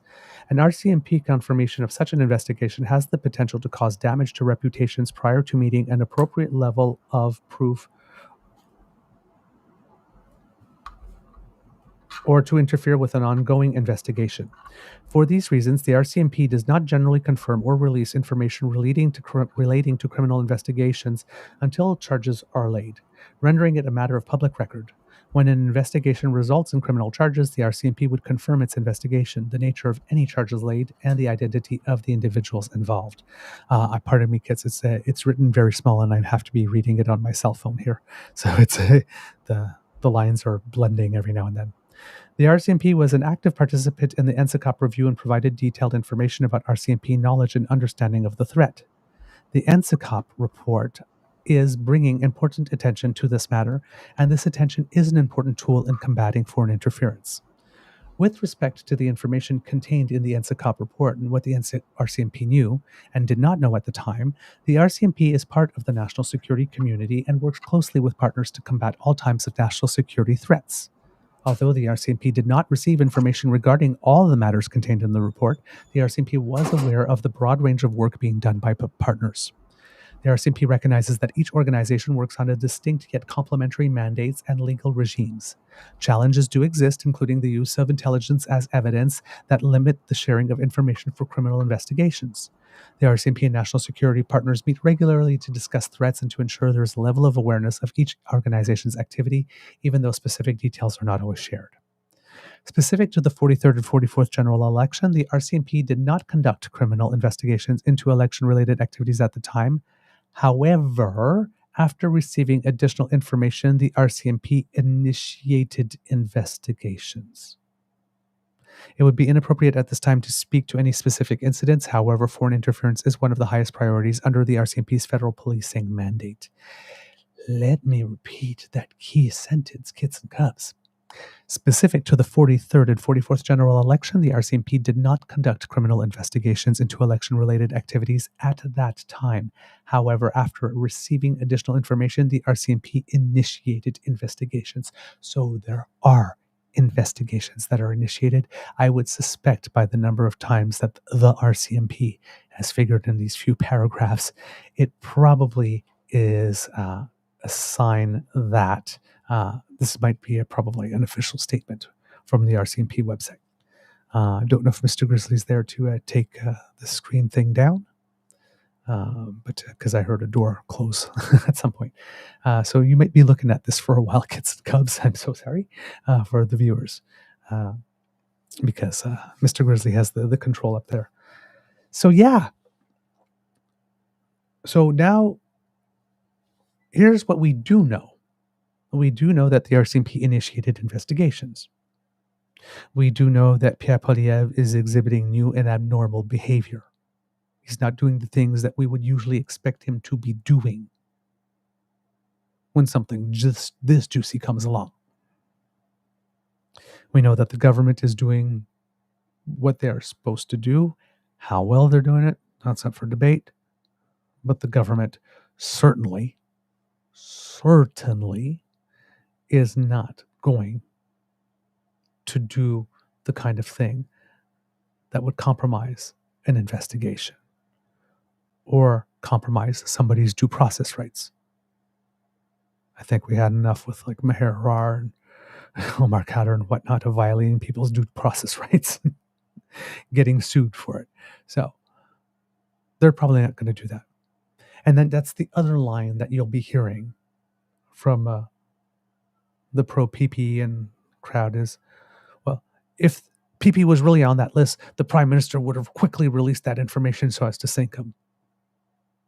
No, he wouldn't. Why would he do that? Especially now. We're June 2024. There isn't supposed to be an election before October. If the Prime Minister had the information and had intended to release it or leak it, why would he not wait to release it closer to the election when you have no right in the middle of it as a bombshell, so you have no time to respond and you're scrambling? Why would he give you a 1.5 year head start? That's not strategic. And if the Prime Minister does know who's on that list and knows that you are on that list because he got to see the unredacted report, let's say if that was the case, well, why would the Prime Minister do anything given that, well, number one, you're his rival, and two, you kind of spent the last 2 years just trashing his name. So, I mean, I'm sure the Prime Minister has no love for Pierre Poilievre, so why release the news now to try and cause a little scandal of embarrassment if there's a chance he could go to jail?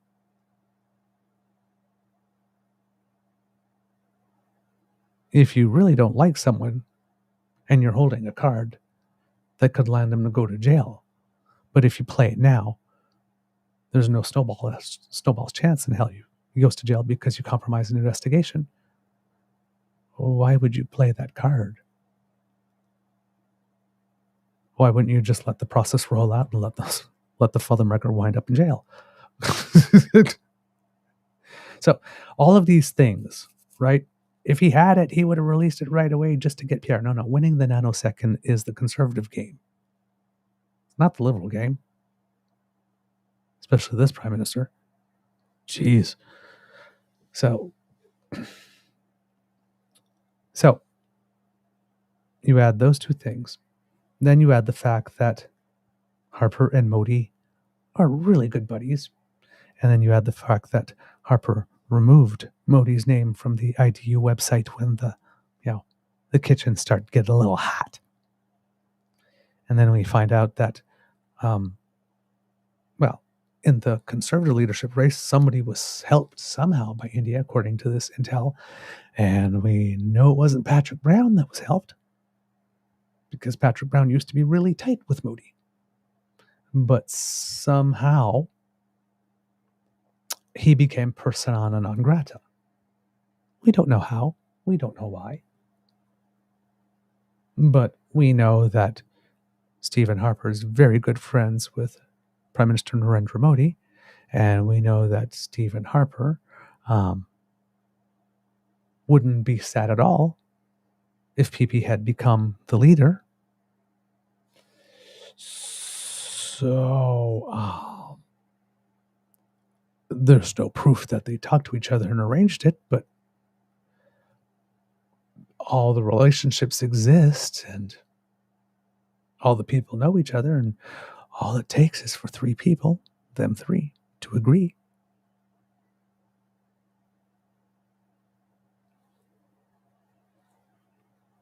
It's not out of the realm of possibility. And, well, it's not like these guys don't cheat. I mean, we know that under Stephen Harper, when they, skippy air quotes, won their first election, 5 years later, they ended up pleading guilty in court to electoral finance violations, which allowed them to cheat, to perhaps steal. Maybe they would have won anyway, who knows? But perhaps steal an election, we'll never know, because they did cheat. And then, well, after that, they did not.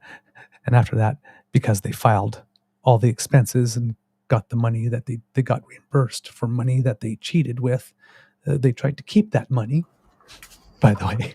So Cute. Yeah. So, and then we know that Stephen Harper was the first prime minister to be found in contempt by their own parliament in all of the Commonwealth.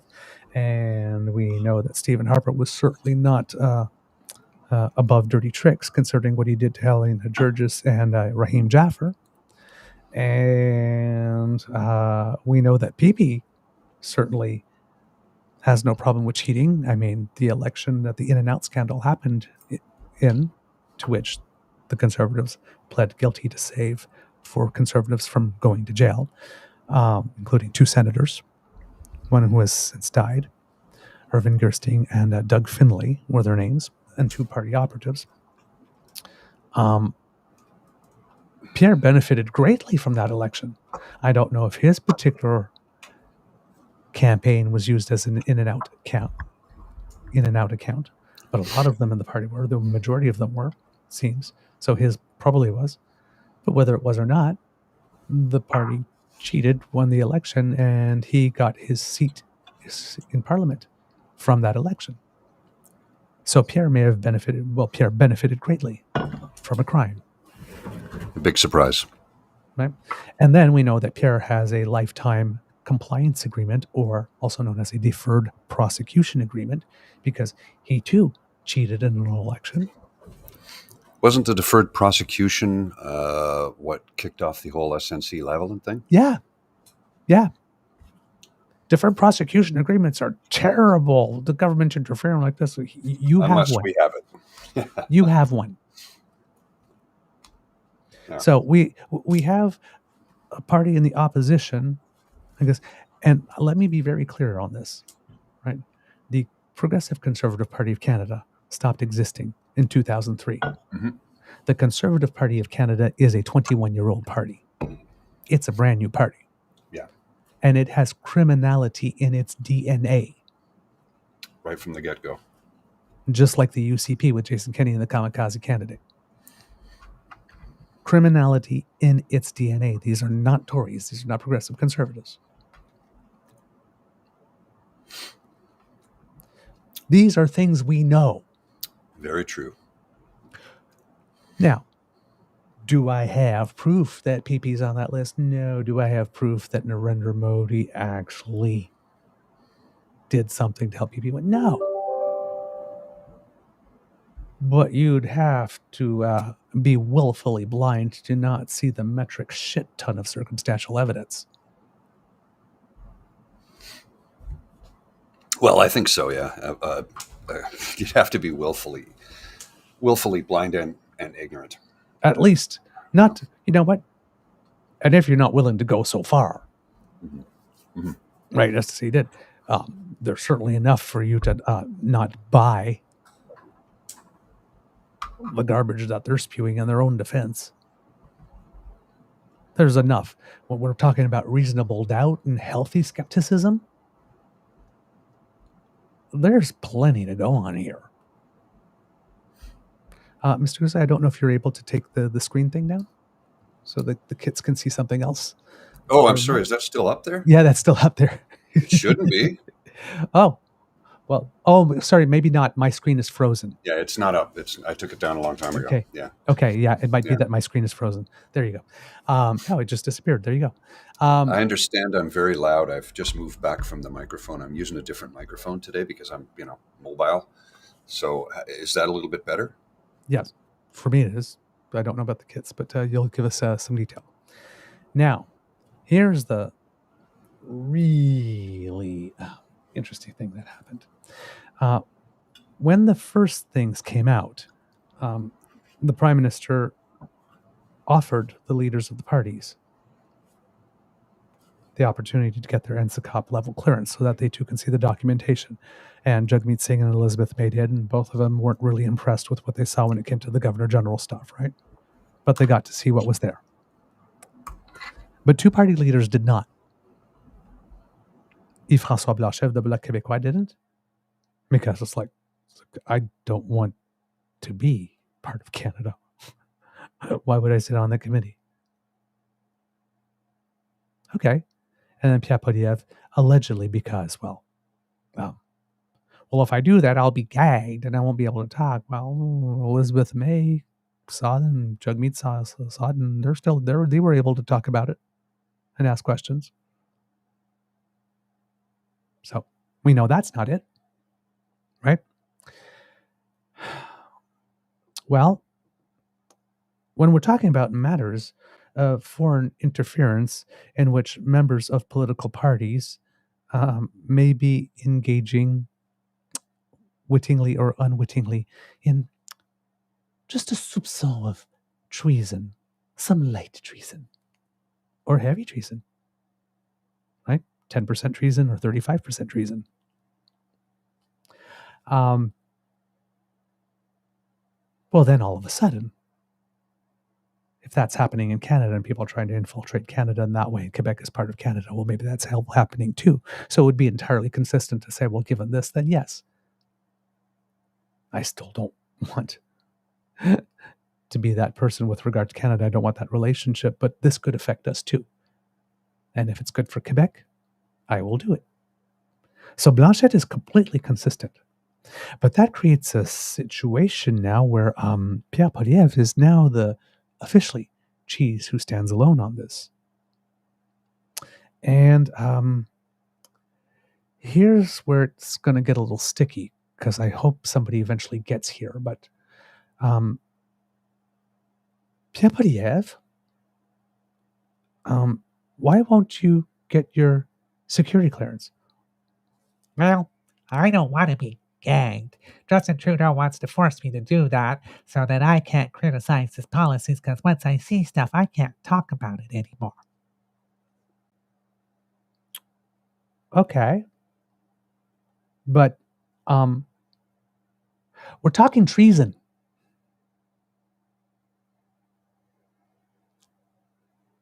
You want to be the prime minister of this country.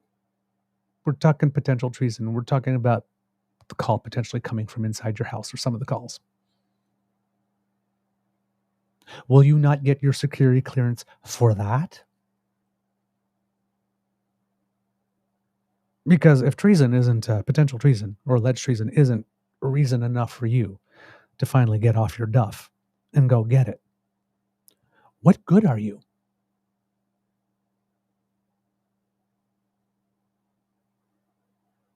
Aren't you telling us that you refuse to do the job to stand on guard for us right now?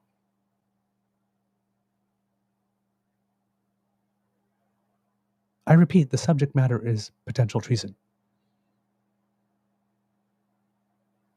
If you won't belly up to go get your security clearance so that you can see all the information and be able to participate with every other party leader, even the one of the bloc,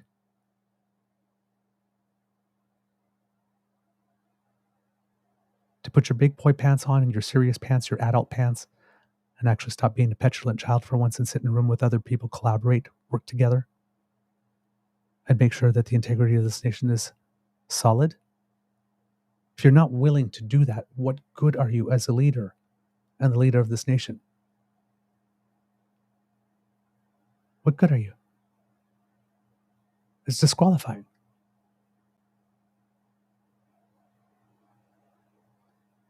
We now live in a country right now where the leader of a party that would love nothing more than be able to remove his province from this country in order to be its own country cares more about the national security of this nation and is willing to do more than the leader of one or two major parties, who has been telling us up and down, round and round, how much he wants to become our prime minister.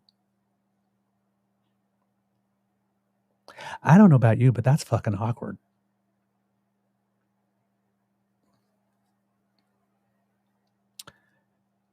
I hope someone starts asking him the question, because I would love to see him dance. He is not a good man. I suspect he's on the list because of this behavior, but if he's not, he's still, right now, he should be showing us that there is nothing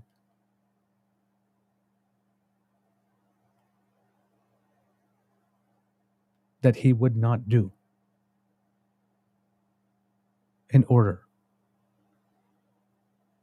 to make sure that every single one of those 338 MPs who sit in that House of Commons and every single one of those 103 senators that sit in that Senate are first working for Canada and are only working for Canada.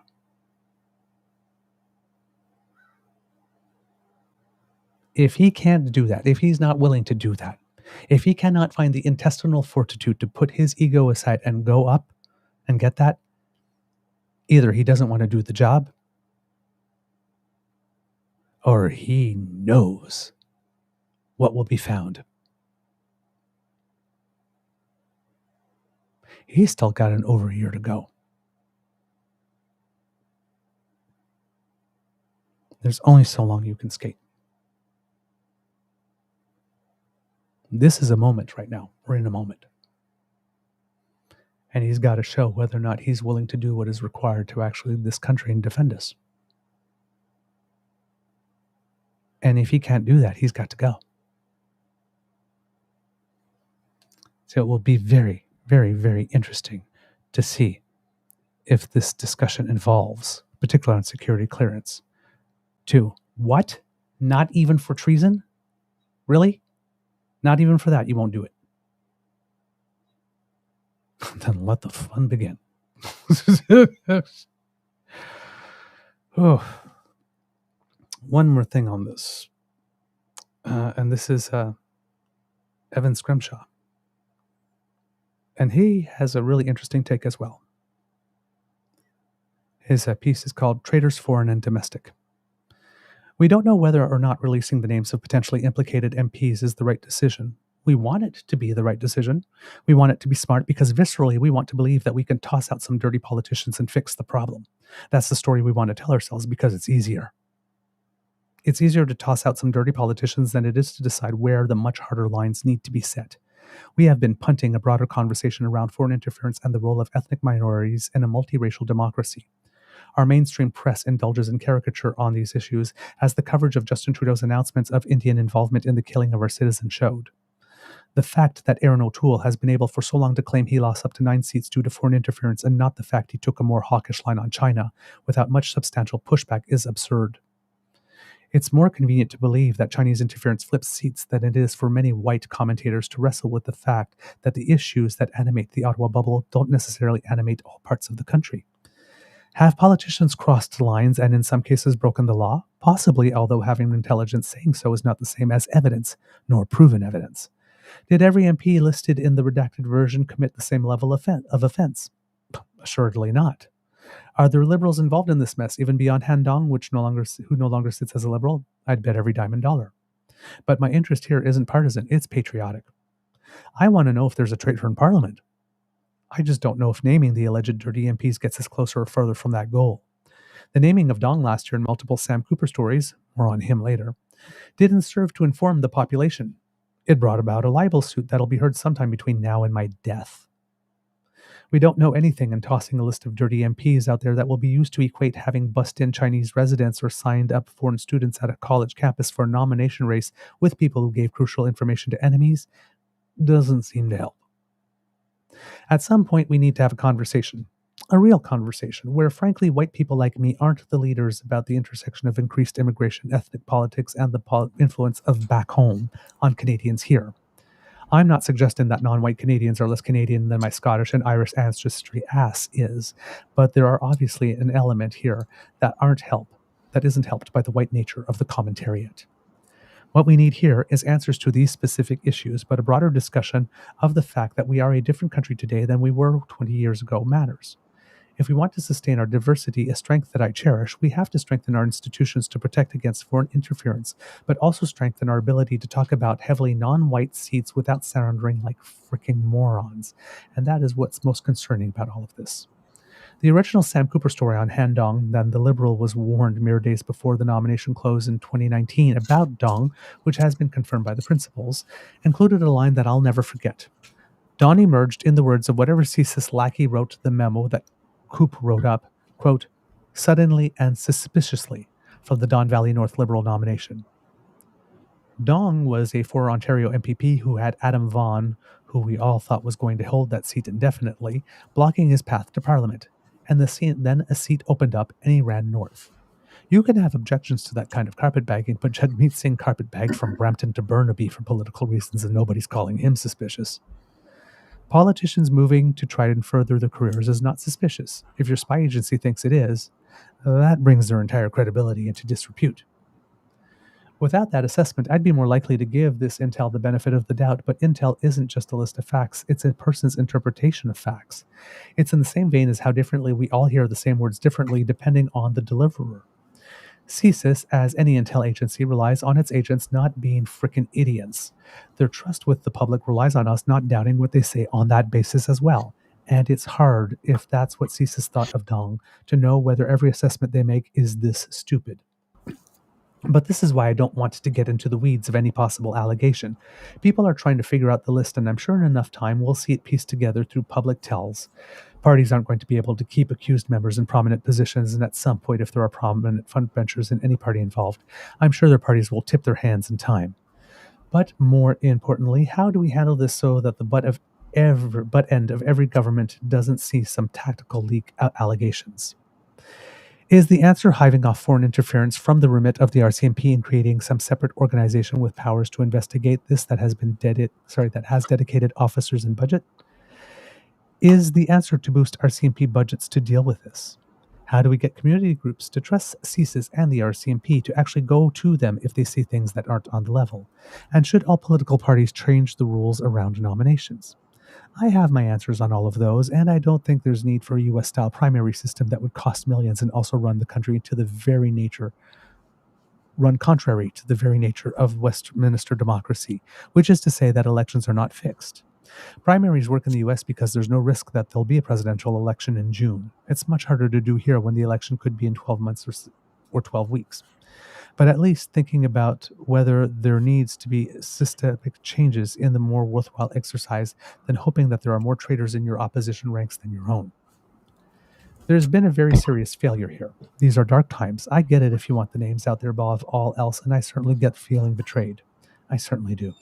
But at the end of the day, we can wallow in the feeling of perceived betrayal and yell about how awful the other side is, content to know there's no definitive proof our side isn't implicated officially yet, or we can try to make this better. I find myself less interested in the traitors in our midst now and much more interested in stopping any more. We'll rid ourselves of our current failures soon enough. Any future traitors are on us. Let's not let there be any.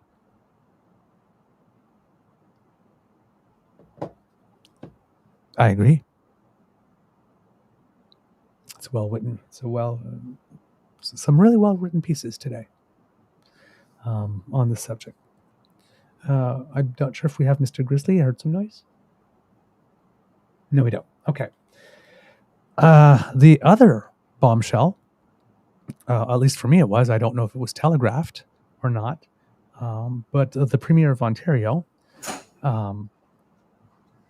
shuffled their cabinet yesterday, Now, I believe, if I'm not mistaken, this is the second time he does this, gives a shuffle of the cabinet just before he's going to go away on a break. So, yeah, shuffled the cabinet and is going away for 19 weeks, I think it is, or something like that. So, the cabinet shuffle has a couple of things about it. The first one is that it is the largest cabinet in Ontario history. 45% of Ontario PC Party MPs are now in the cabinet. Kind of makes you wonder if someone has been hearing some talk about potential mutiny and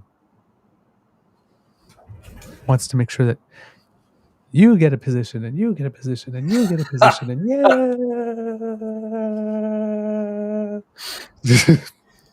That's good. That's good. That's good.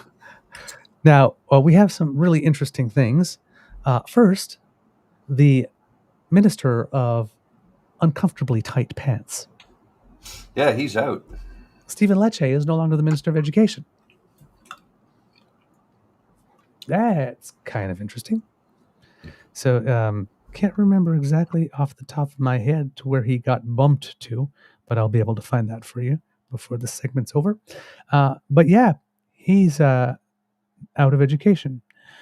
Unfortunately, he didn't move Sylvia Jones out of health.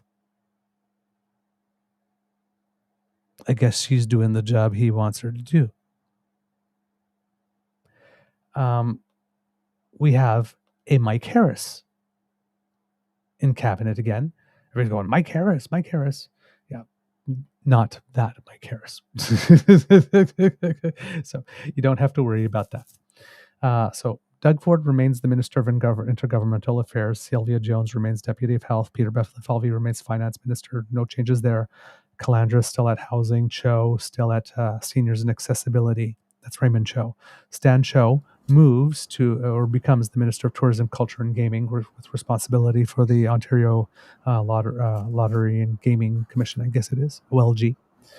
Doug Downey remains Attorney General. Jill Dunlop remains Minister of Colleges and Universities. Vic Fideli remains Minister of Economic Development, Job Creation and Trade. Rob Flack becomes the Minister of Farming, Agriculture and Agribusiness. Michael Ford remains Minister of Citizenship and Multiculturalism. The Michael Harris in question becomes the Minister of Red Tape Reduction. Yeah. Like I said, you get a file and you get a file. Michael Kersner remains Solicitor General. Andrea Kangin remains Minister of Environment, Conservation and Parks. She literally has nothing to do. Natalia Kusendova-Bashta becomes Minister of Long-Term Care. Stephen Lecce becomes Minister of Energy and Electrification.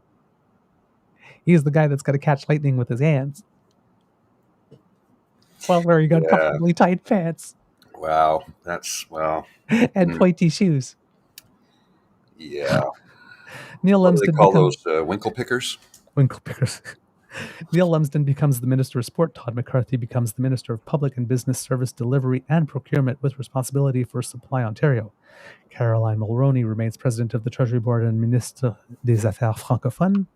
Michael Parsa remains Minister of Children, Community and Social Services.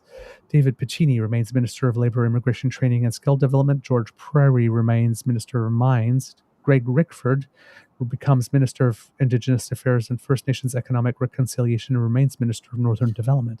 And I'm wondering if this guy, Greg Rickford, was in the federal government with the Harper days and also had an Indigenous file for some reason. My brain seems to remember that. I'll have to look that up.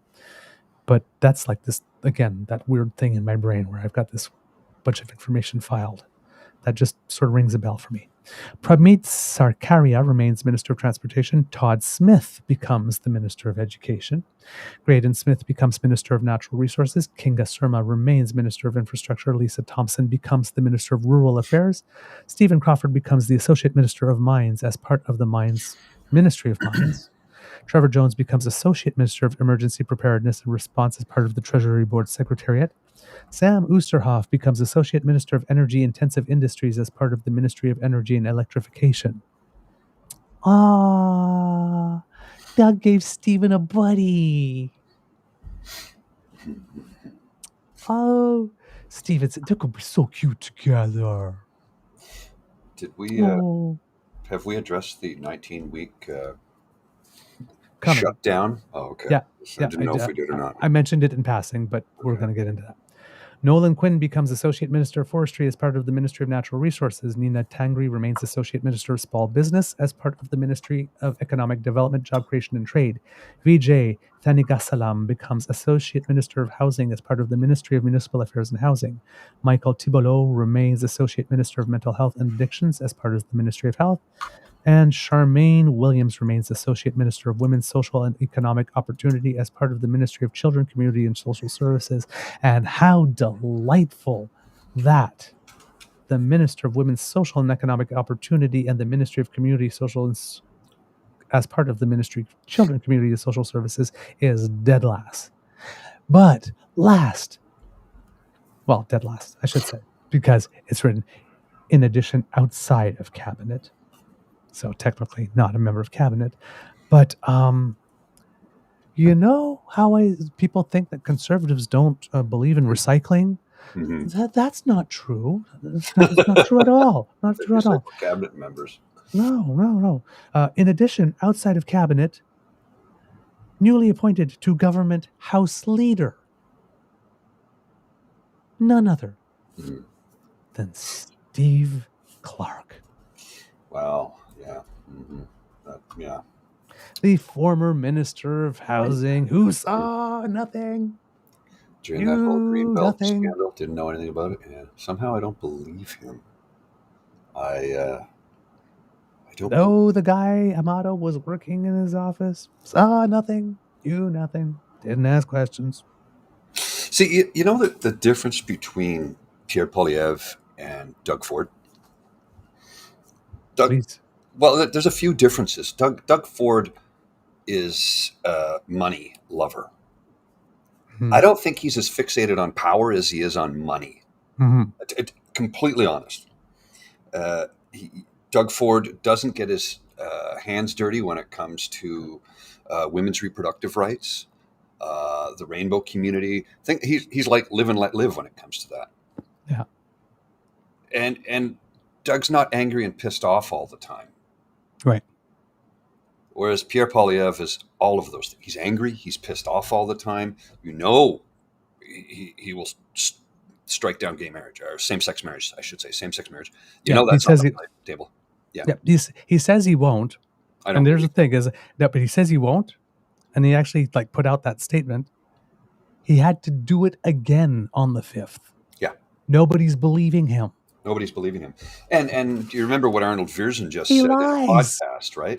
And he says, the leader. He's like, no, he'll say, no, I'm not going to do it. Well, maybe he won't.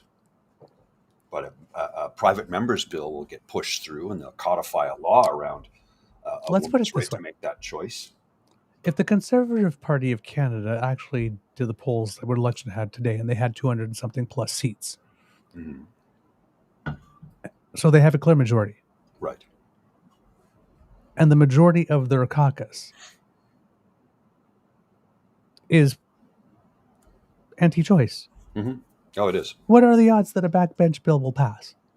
I'd say no matter what PP says. Pretty darn good. Like, come on. He's playing people for fools. I have read online where he has gone out to, he was at a rally and there was a bunch of people outside protesting a woman's right to make that medical decision. And the rumor I heard was he addressed them and said, I'm with you all the way. This is what he tells the anti-choice folks. Yeah. So, you know. Well, it's that similar thing. Pierre Poilievre, you say you will not touch a woman's right to choose. Full stop. I will not say period. Full stop. Full stop. Unequivocal. Why are you taking meetings? Yeah. With Campaign Life? He personally won't do it. Why are you letting your staff? Why are you letting your MPs? Why? if you can't go all the way, you can't be trusted. Well, this quote on the screen from Saucy Sea, which the Conservative Party is not letting anyone run unless they are anti-abortion now. They're being funded by anti-abortion coalitions. Pierre is lying.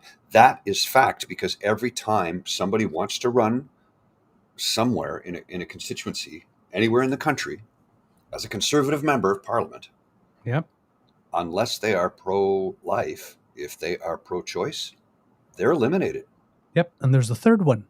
We're now down to 3 women. But before we get to there, you wanted to talk about the 19 weeks because, yes, Doug Ford, and which I think, that's why I'm saying, I think he's tried this move before. Hey, guys, shuffling my cabinet and see ya, wouldn't want to be ya. Bye. Yeah.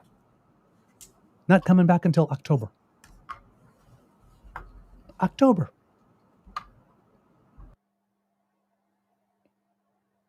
Inflation, hospitals, oh, kickable. Not coming back till October. He done. None of that matters to him.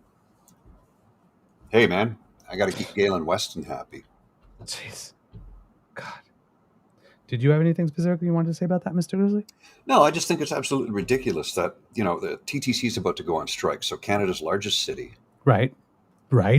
The main public transit system, it's not the sole public transit system, but it's the main one, because there's the GO system of rail and buses. But that's more a commuter rail than it is for getting around the city, right?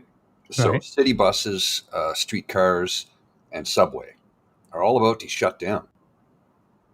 What's Doug do? Not my problem. Wash my hands of it and take off. Let Chow deal with it.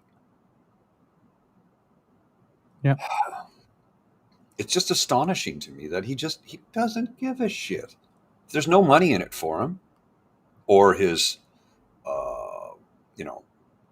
puppet masters. He doesn't care. No, not at all. Doesn't care. Why do you think he let us flounder for 3 weeks in Ottawa during the occupation? It was his responsibility, not the Prime Minister's. It was his responsibility to take care of it, and he did nothing. He didn't lift a finger until Joe Biden got on the phone and said, get that bridge cleared in Windsor, or I'll do it for you. Mm-hmm. That got fixed pretty quick, didn't it? Oh, yeah. Declared a state of emergency and had that bridge cleared right away. Why? Because there was billions of dollars involved. But when the poor people of Centertown, because we are the poorest ward in the city of Ottawa, we're getting hassled for 3+ weeks. He didn't give a shit. And let's not forget his daughter and son-in-law were camped out here during that entire time period. Jeez. Draw your own conclusions. I'm just putting the info out there for you. Yeah. Not telling you how to think or what to think. Now, with regard to making sure that they only have the choicest or anti-choicest candidates. I beg your pardon for what I'm about to do. Okay. But from the Western Standard. Oh, that's a source. They have the exclusive. Mm-hmm. There you go. Calgary Conservative nomination candidates disqualified from race. And I am going to have a little bit of schadenfreude because there were 2 candidates disqualified, and one of them makes me really, really happy. Sorry, happy, but my petty happy. Here we go. Conservative nomination candidates Leela Ahir and Wyatt Claypool, Calgary, Signal Hill, Alberta, have been barred from running in the race to become the next candidate, the Western Standard has learned. While Ahir has not commented about being disqualified, a source confirmed to the Western Standard this is the case. Ahir was elected as the Alberta Wildrose MLA for Chestermere Rocky View in 2015. She became the Alberta United Conservative Party MLA for Chestermere Strathmore in 2019. Upon the Alberta UCP forming government in 2019, she was appointed Culture, Multiculturalism and Status of Women Minister. However, she was kicked out of cabinet in 2021 for speaking out against former Alberta Premier Jason Kenney. She ran in the 2022 UCP leadership. Not necessarily a bad thing, but it matters how and why. She ran in the 2022 UCP leadership race, finishing in 7th place. After she lost the leadership race, she opted not to seek re-election. Claypool works as the senior correspondent at Canadian conservative blog The National Telegraph. He holds a bachelor's degree in policy studies from Mount Royal University and a master's degree in public policy from the University of Calgary. And you look at his face, he looks too young to have those two things, but he definitely does. Claypool did confirm he had been disqualified. In 2004, he pointed out conservative leader Pierre Pomme ran at 24 years old to become an MP like he was trying to do. Claypool said he received an email on Wednesday morning about him being barred from being a conservative nomination candidate. The National Candidate Selection Committee, NCSC, has declined his application. While he was disqualified, he said the NCSC did not provide him with a reason. However, he will be appealing the disqualification. If he had to speculate a reason, he said it would be certain conservative insiders do not want him in the nomination race. Based on what he had been hearing in the background, he said he was unsurprised. He accused insiders of favoring conservative nomination candidate Jeremy Nixon. He said Nixon, quote, won't blow the whistle on anything. While the appeal is in now, he said it can take a while to hear back. If the Conservatives do not get back to him in a few days, he said it has, quote, effectively destroyed my ability to actually campaign. This is because the voting date has to happen on or before June 24th. While he does not believe Poilievre is... Bless your heart, my child, you're 24. While he does not believe Poilievre is behind his disqualification, he alleged insiders want pliable candidates. And who do the insiders work for, Wyatt? You're almost there. Keep going. Keep going. You'll get there. But no, he seems to be finding himself a way to still vote for him, despite getting screwed. So, dude, love yourself. Love yourself. Respect yourself, man. Don't vote for the party that turfed you wouldn't give you a reason. Have a little pride. Dude, come on. You're too young to be selling out. I'm answering a question from Ali Oleha. Okay. It says this is regards to the occupation. He says, as per a judge, the action taken against the Freedom Convoy was completely illegal. Any comment on that? And I did post a comment in the chat, and it's directly from the judge. Mosley heard arguments in court over 3 days last April. He wrote that at the outset of the proceedings, he felt the protests in Ottawa and elsewhere went beyond legitimate protests and reflected an unacceptable breakdown of public order. He said he reached his decision with the benefit of hindsight and a more extensive record of facts and law than Cabinet had available to it when it made its decision. Yeah, see, here's the thing. It was not completely illegal. He felt that it was not a national emergency, that the Emergencies Act, which is not, you don't have to enact it right across the country. You can do surgical strikes. He thought doing it right across the country was wrong. It should have been done Ottawa, Windsor, Coutts, and perhaps Manitoba. So there, that addresses that. It was not completely illegal. That was never the case. So no, I hope that answers your question. It was not illegal. There were one or two things. There was the judge could not bring himself to say that it was a national emergency. Correct. I guess because of the manner in which that is defined in the CSIS Act. But he did say that that should probably be revised. Yes. In order to do that, because it needs to be.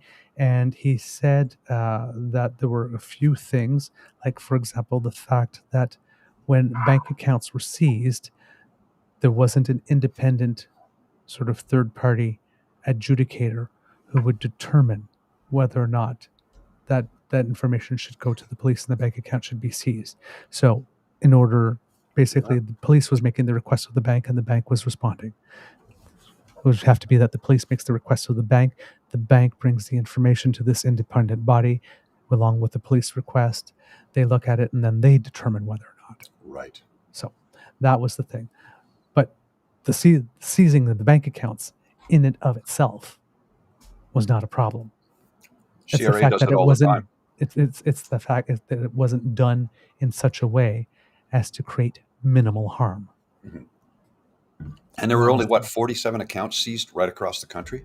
Was it even that many? 47 or 27? I can't remember. I can't remember off the top. It wasn't that many. It wasn't close to the number of people that were protesting. Mm-hmm.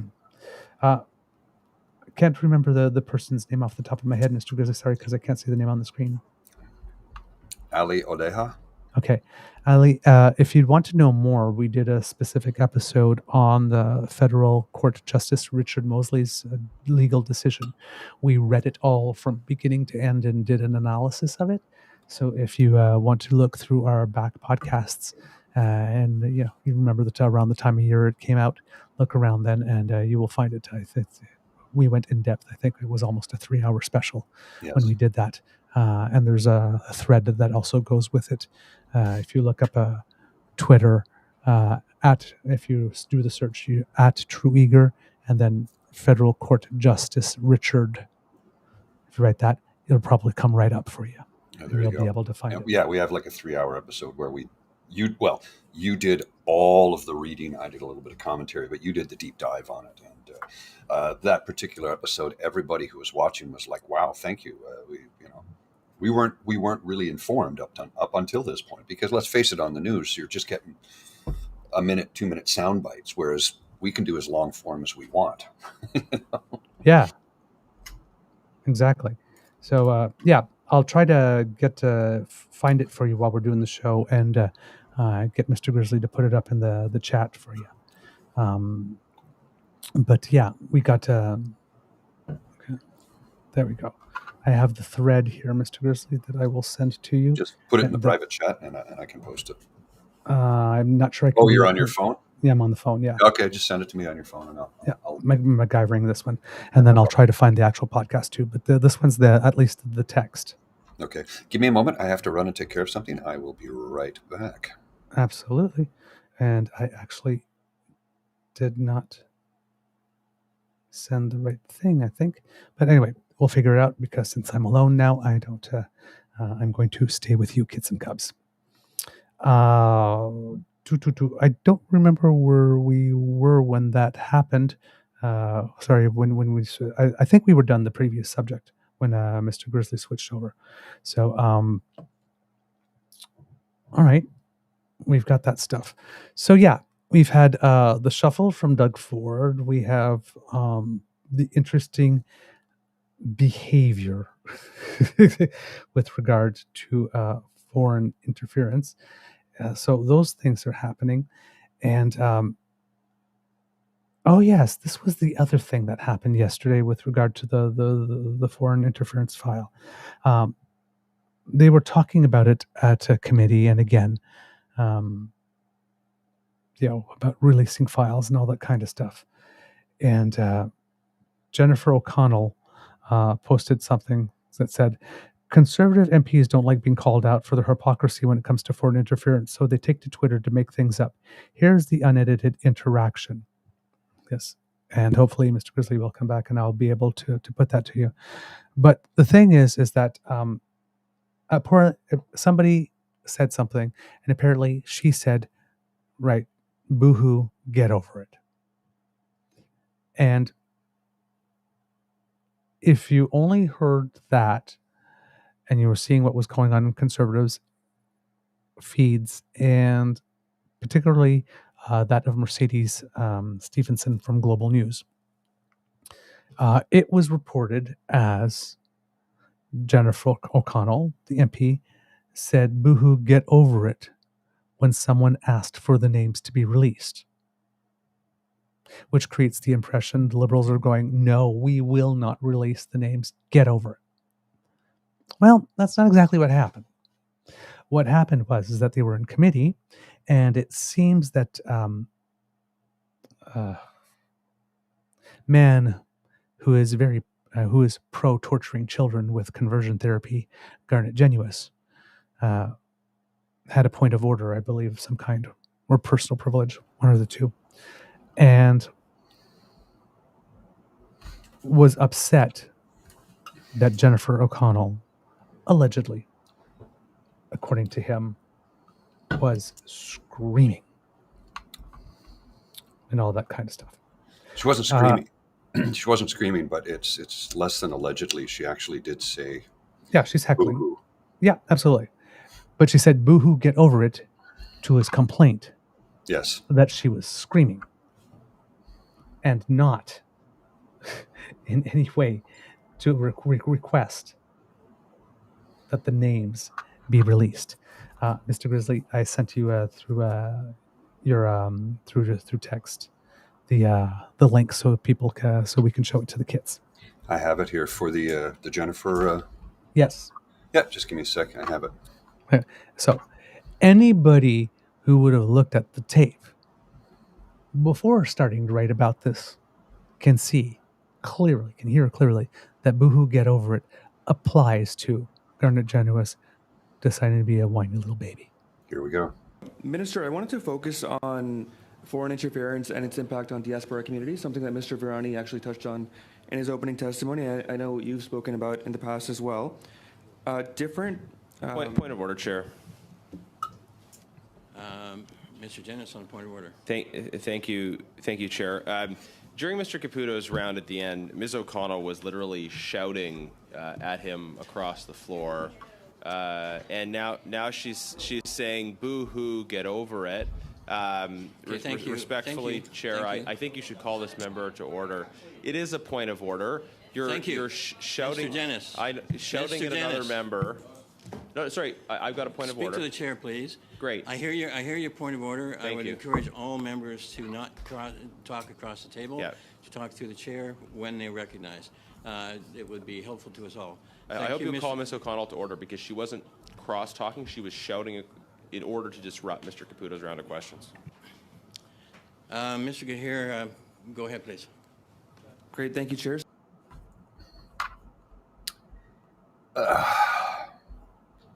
What a nurse. Like, Really? I mean, But they took that one line, completely dissociated, and said, "We want to know. We want to release the names. Boo-hoo, get over it. You're not get." That's what they're saying went down. Is Yeah. that what you saw, kids? Did you see someone clamoring, demanding the names like this, and her telling them to get a boo-hoo? You're not going to get it, so get over it. Is that what you all saw? Because that's the story. That's the way the conservatives are telling it. Mm-hmm. It's not the case.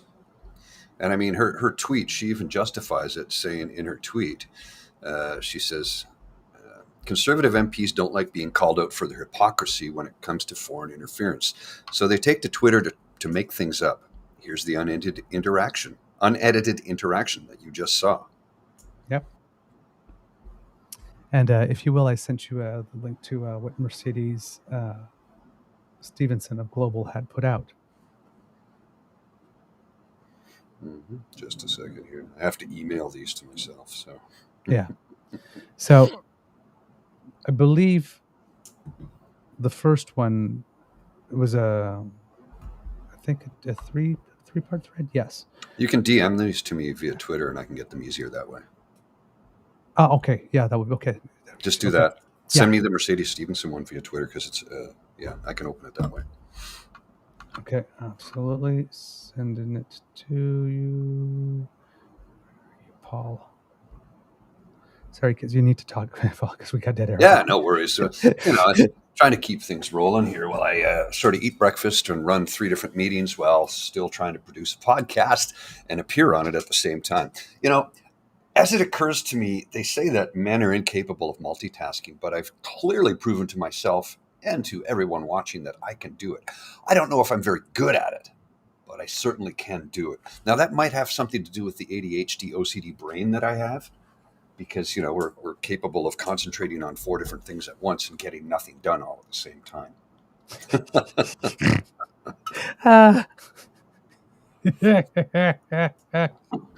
That's just, yeah, I got lots of things started, nothing finished. Although I could get hyper-focused onto one task and stick on that. And next thing you know, I've stripped the paint and repainted my entire apartment, which, by the way, I hate doing. I would rather eat dirt than paint.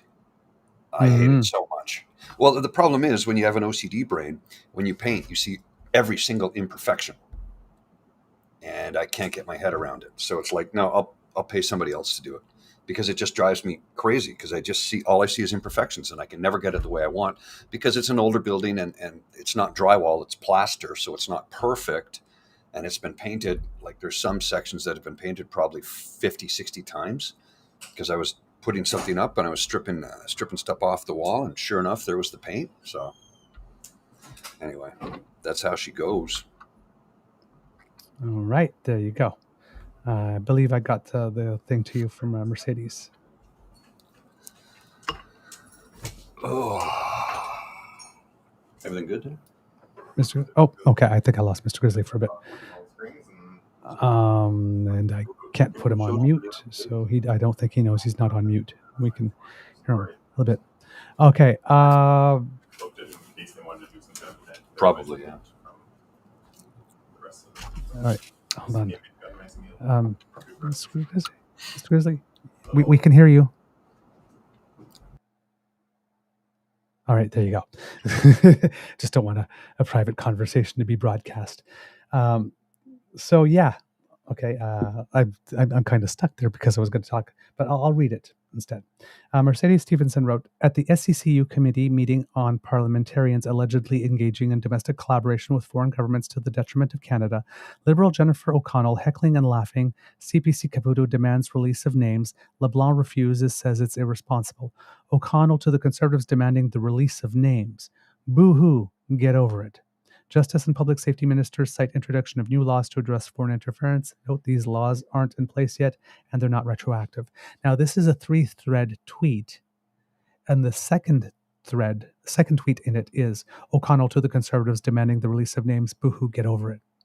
So when I saw it for the first time, I only saw the second tweet in the thread, and I'm going like, gee, you had extra characters. Could you have not provided a little context? Perhaps, like, boohoo, get over it to what? And then I saw that there was, after that, the full thread, and I thought, okay, yeah, great. There's some context. That's good. But Jennifer O'Connell saw that, and she basically chastised Mercedes. She says, that's not accurate, and you kind of know it. And I have to say, much to my surprise, but pleasant surprise, Mercedes Stevenson did rewrite the tweet to make it more reflective of what actually happened. The problem is, because I was able to read it to you, she didn't take down the incorrect one, though. Okay, I'm looking at a tweet from Jason. Yeah, we can go there. The third one, the first one in the series, I sent you 3. The first one is Mercedes. Oh, hang on. Let me go back then. Hang on. Yeah, there are 3 waiting for you. Okay, sorry. I went straight to the bottom there. Okay, there's the. Sorry, I didn't see that. It just popped up at the very last one. Yeah, all right, hang on. I will pop this up. Sorry, I left my mic on there. I meant to shut everything off, and I missed the button. Trying to do 3 things at once. So let's start with Mercedes. I'll put this on the screen, and I'll read it to you. I read it. Oh, you did? Oh, okay. Yeah, I had read it while you were chatting. But so this is the first one. Now show this if you click on it, because it's a 3 thread. Mm-hmm. Well, oh yeah, okay. Yeah, keep going. So that's what I mean. See the second one? Mm-hmm. It's just on its own. O'Connell. So that tweet is circulating alone, and then people turn around and say, "Oh my God, that's," So, which is not what happened. No. Which is not what happened. So yeah. Yes. Now this is the clip that I was talking about Pierre Pomme leading off with his question that was lame, and Dominique LeBlanc pretty much owning him. Okay, here we go. have a right to know who and what the information was. Committee indicates there are members of this House that have knowingly worked for foreign hostile governments. Canadians have a right to know who and what is the information. Who are they? The Honourable Minister of Public Safety. The leader of the opposition, no government, including the government of which he was a member, is going to discuss particularities of intelligence information publicly, so he knows better than that. But the good news, Mr. Speaker, is if he wanted to get the appropriate security clearance and be able to see the confidential report of the National Security and Intelligence Committee of Parliamentarians, he would be much more informed than he is now, and we would invite him to do so he wouldn't stand up and cast aspersions on the floor of the House of Commons without any information whatsoever.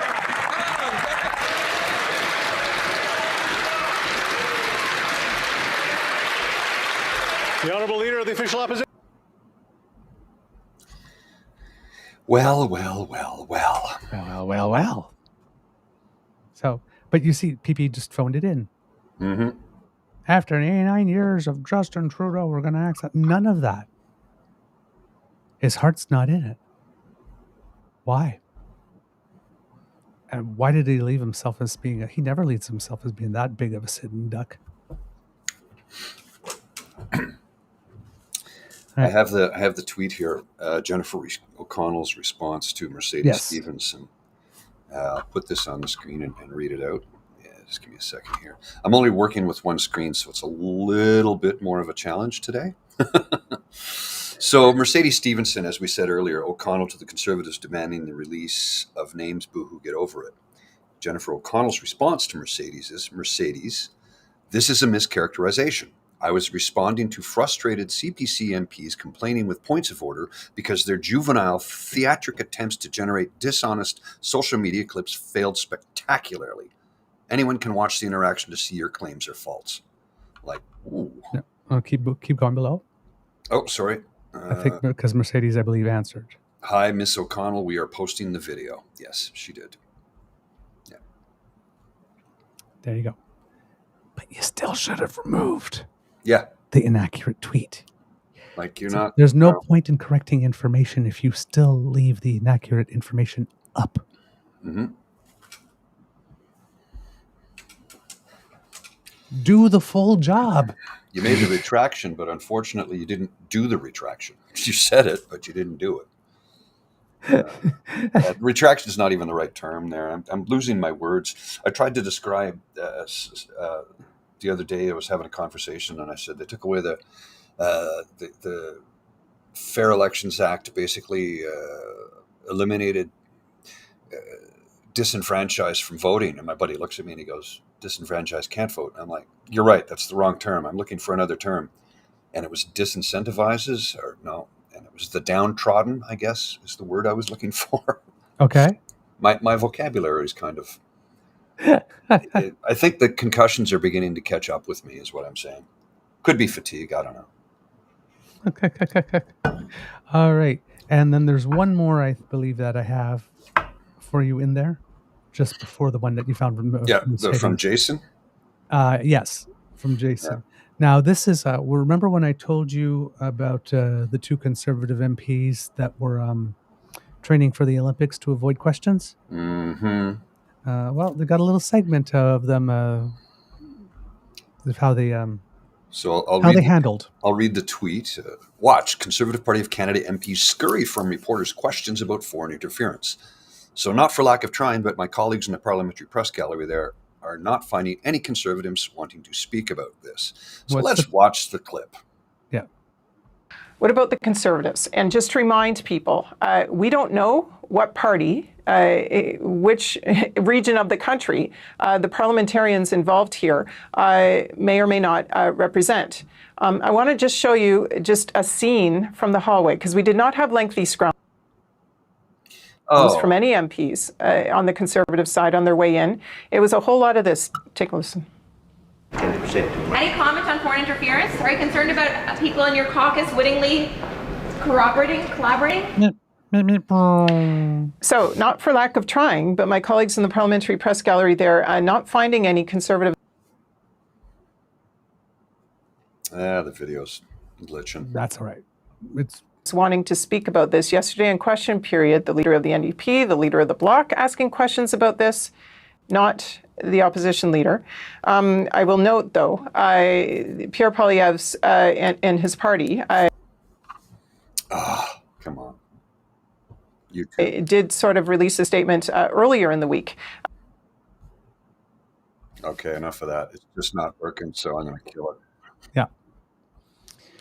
So yeah, kids and cubs. It's not the most stellar performance. Conservatives are horrible when they're off script. Oh yeah. They're horrible.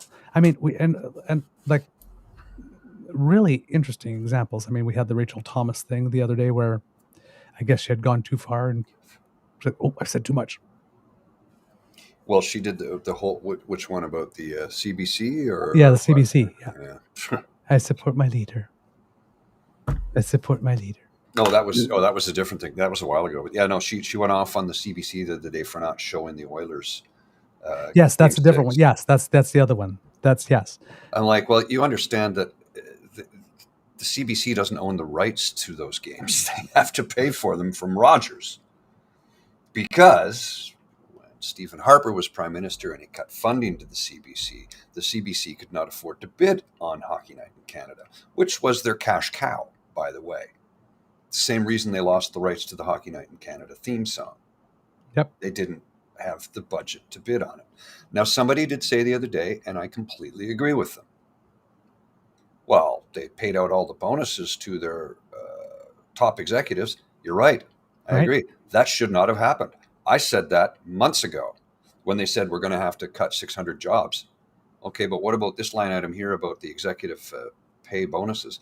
Well, we'll cross that bridge when they all got them. So it's like, no, Miss Tate, it's time for you to leave because you clearly don't give a damn about any of the people that make your network run. Paying top executives bonuses when you fire 600 people? No. Not cool. I'm right with you. Not cool. No, she's not. She's not the one for that job. No, it's time for her to go. I'm sorry. You can't. Well, you know that the bonuses were. I don't give a damn. You just fired 600 people. Yeah. They don't have a job now. So don't hand out bonuses to anybody. Take those bonuses and put that into the 600 people and keep them employed. Yeah. So Rachel Thomas at committee, because there's another video, but I won't show it because their video is not working. She said in the video, she's saying she's at committee and she's like sitting at the table with a bunch of people and she's reading from papers and she's questioning someone. Given the CBC receives $1.4 billion from taxpayers, the CBC holds the rights to broadcast the NHL playoffs. The CBC chose not to broadcast the Edmonton Oilers game that sent them to the Stanley Cup finals. The committee calls on the CBC to commit to broadcasting all Stanley Cup final games and report this finding to the House. The vote is on the motion of Rachel Thomas, says Hedy Fry. Mr. Mohammed, they're calling the votes. No. Mr. Coteau votes no. Miss Dillahan votes no. Miss Gainey votes no. Madame Lapointe votes no. And the votes continue. The Liberal Party voted against that. Now, at first, you would say that, well, wait a minute, why would the Liberal Party vote against the CBC hosting the Stanley Cup playoffs, especially like Edmonton? Mm-hmm. Right? Because Canada's team, we haven't had a Canadian team in God knows how long. Screw you, Bettman. Sorry, did that just come out? Mm-hmm. I'm sorry. Ottawa was the last Canadian team in the finals. Her tweet, spoiler alert, the Liberals voted no to calling on the CBC to broadcast the Stanley Cup finals. Taxpayers give $1.4 billion a year to CBC. The CBC has the rights to broadcast the playoffs. The Edmonton Oilers are representing Canada against the Panthers. Canadians deserve unhindered access. Oh. Aren't you the party that wants to defund the CBC? I read. Oh, so now you like the CBC? Yeah. Oh, yeah. Mm-hmm. So, yeah.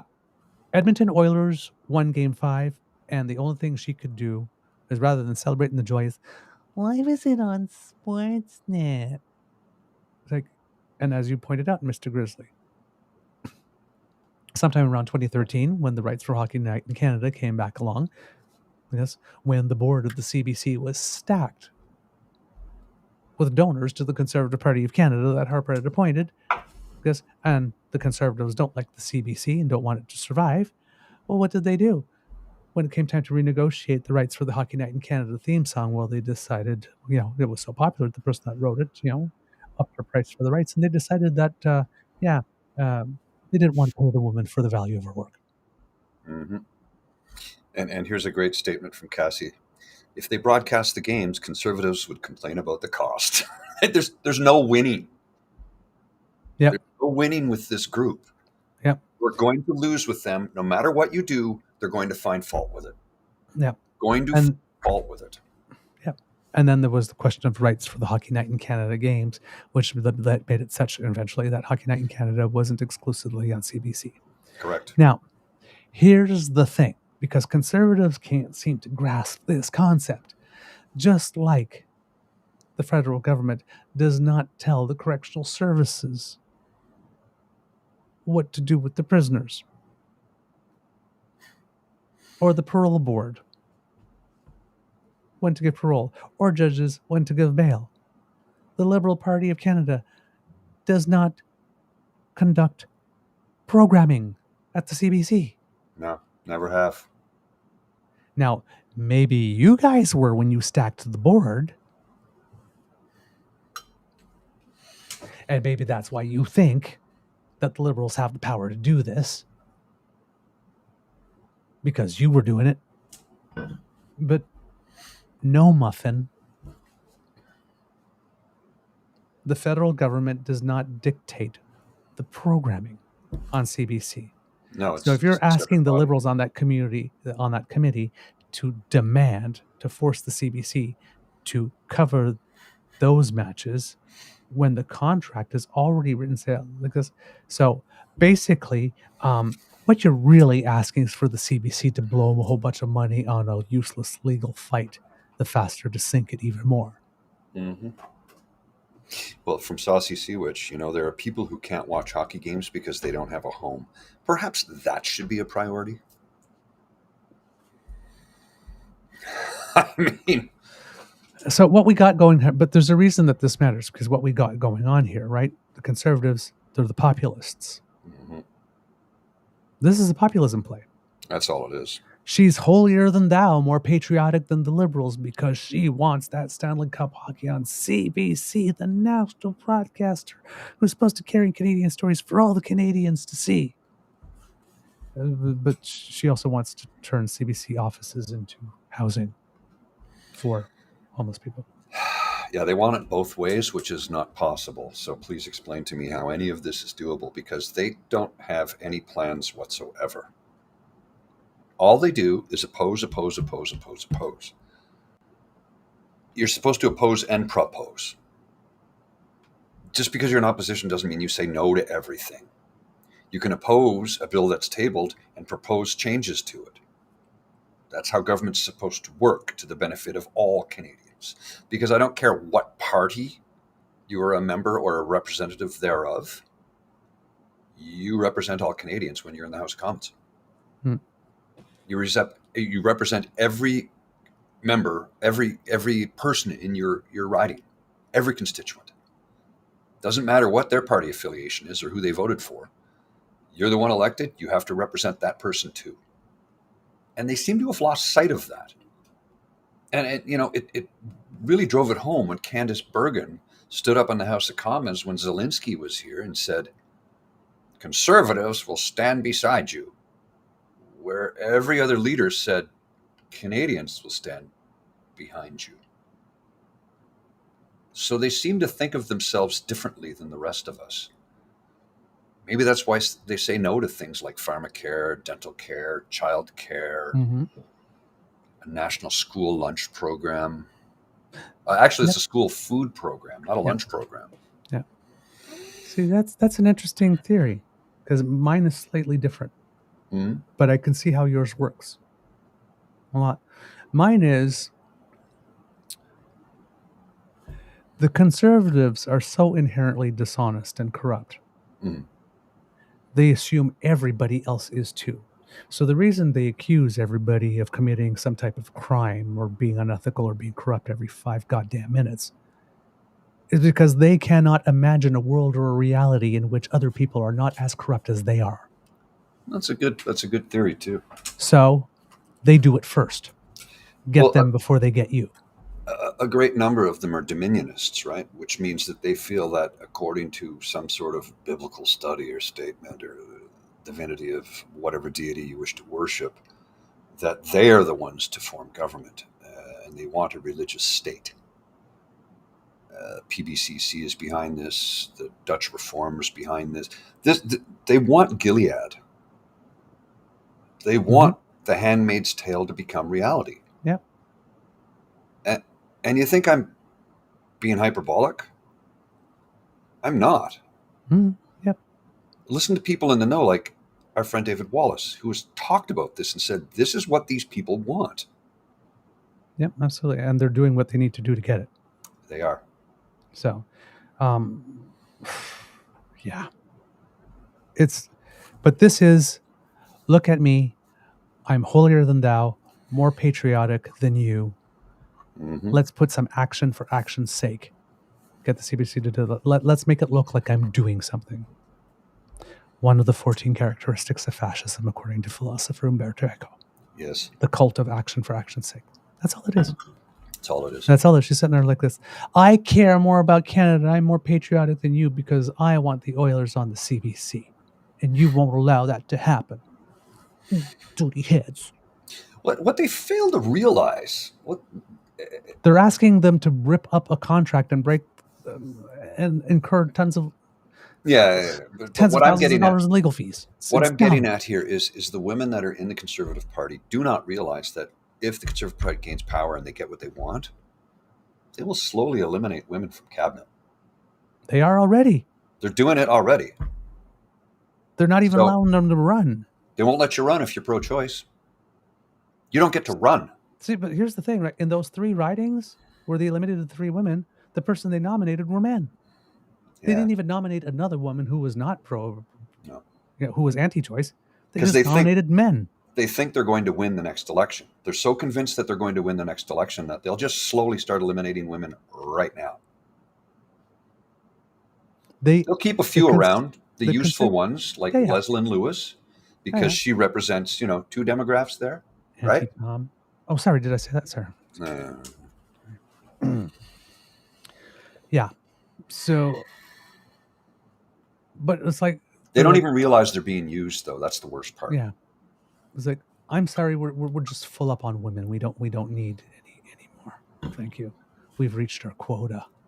Well, and there are women who want to run for the Conservative Party who thinks it's still the Joe Clark Progressive Conservative Party or the Brian Mulroney Conservative Party.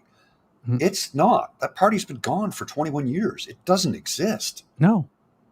This is a CINO, conservative in name only. This is the Reform Party.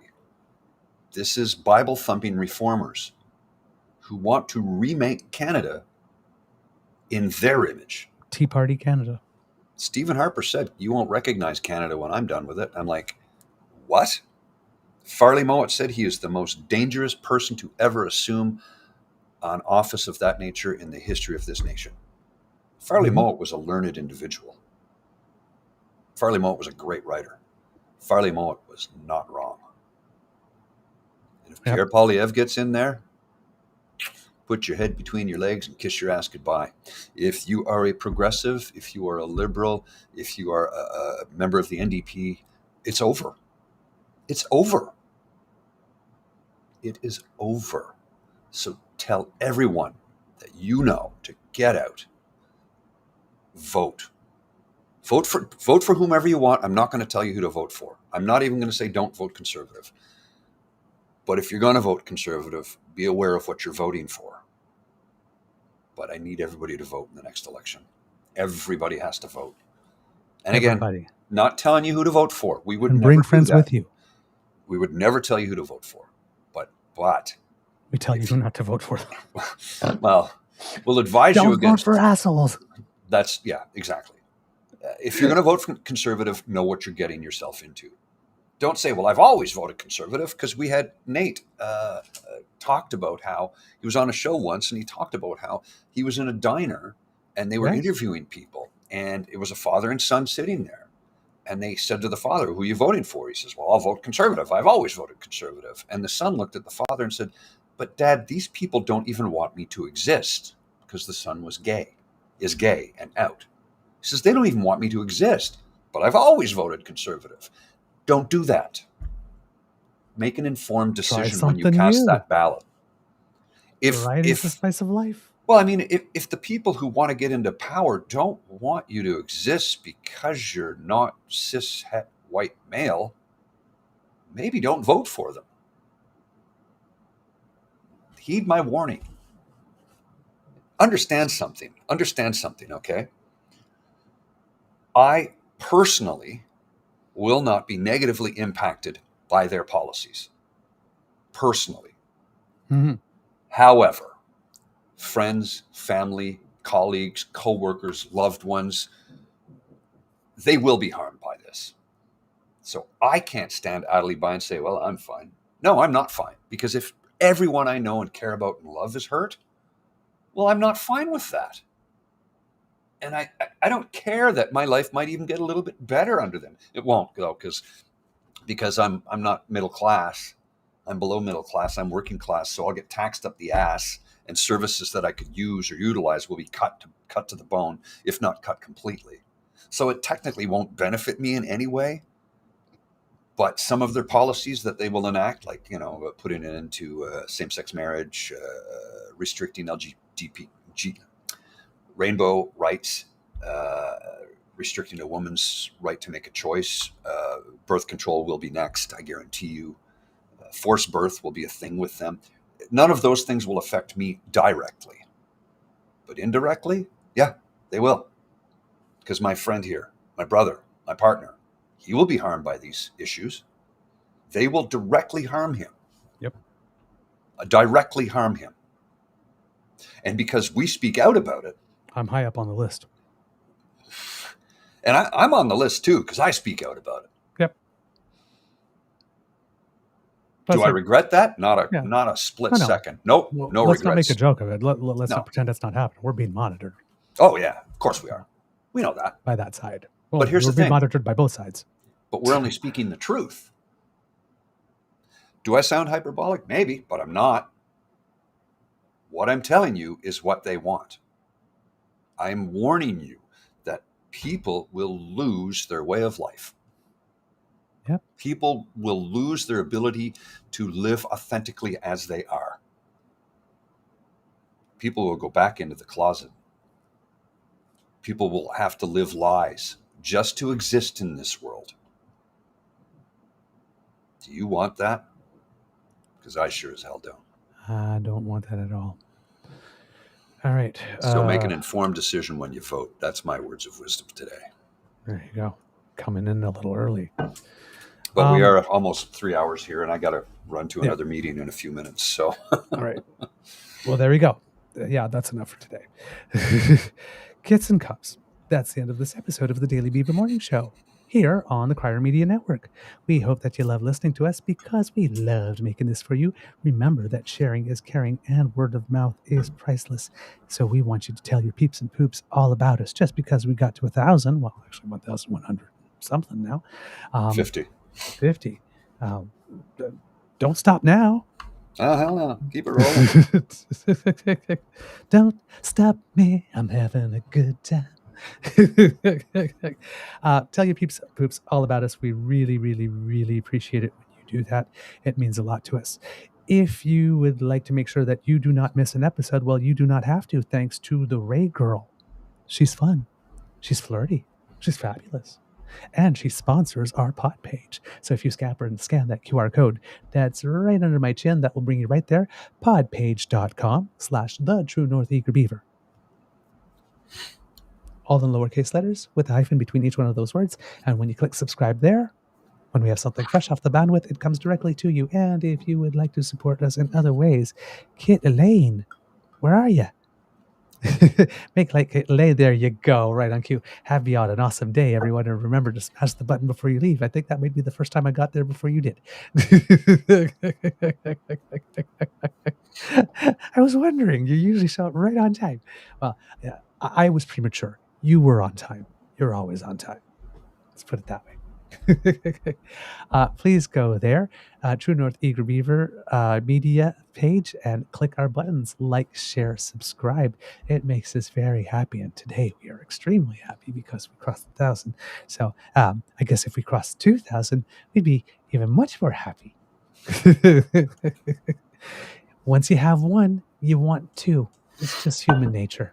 Well, and all of our past. So in the live shows, obviously they don't insert ads in the live shows. That's why we put, after the live show gets done, I put it up and we repost it as a repeat. Those are where the ads go. Obviously, they can't place ads in a live stream, but when we repost and rebroadcast, the ads go there. So yeah, if you want to share some of our past shows with people, that would help us out a lot. Oh yeah, that would be great. Especially if you have some favorites from last past, either favorite interviews or favorite topics when we did dives on something. Yeah, please. Yes, absolutely. Send them out there. If you would like to support us in other ways, Kits and Cubs, the QR code by Mr. Grizzly's Head brings you to our coffee page, and that is where you can make a contribution to the Eager Beaver Lodge Emergency Hydration Fund. We are so grateful that you do, and because you do, Kits and Cubs, we do have a few people to thank. Because, my, have you been generous, I have to say. So first, thank you to Kit Vim, my dear. I appreciate it.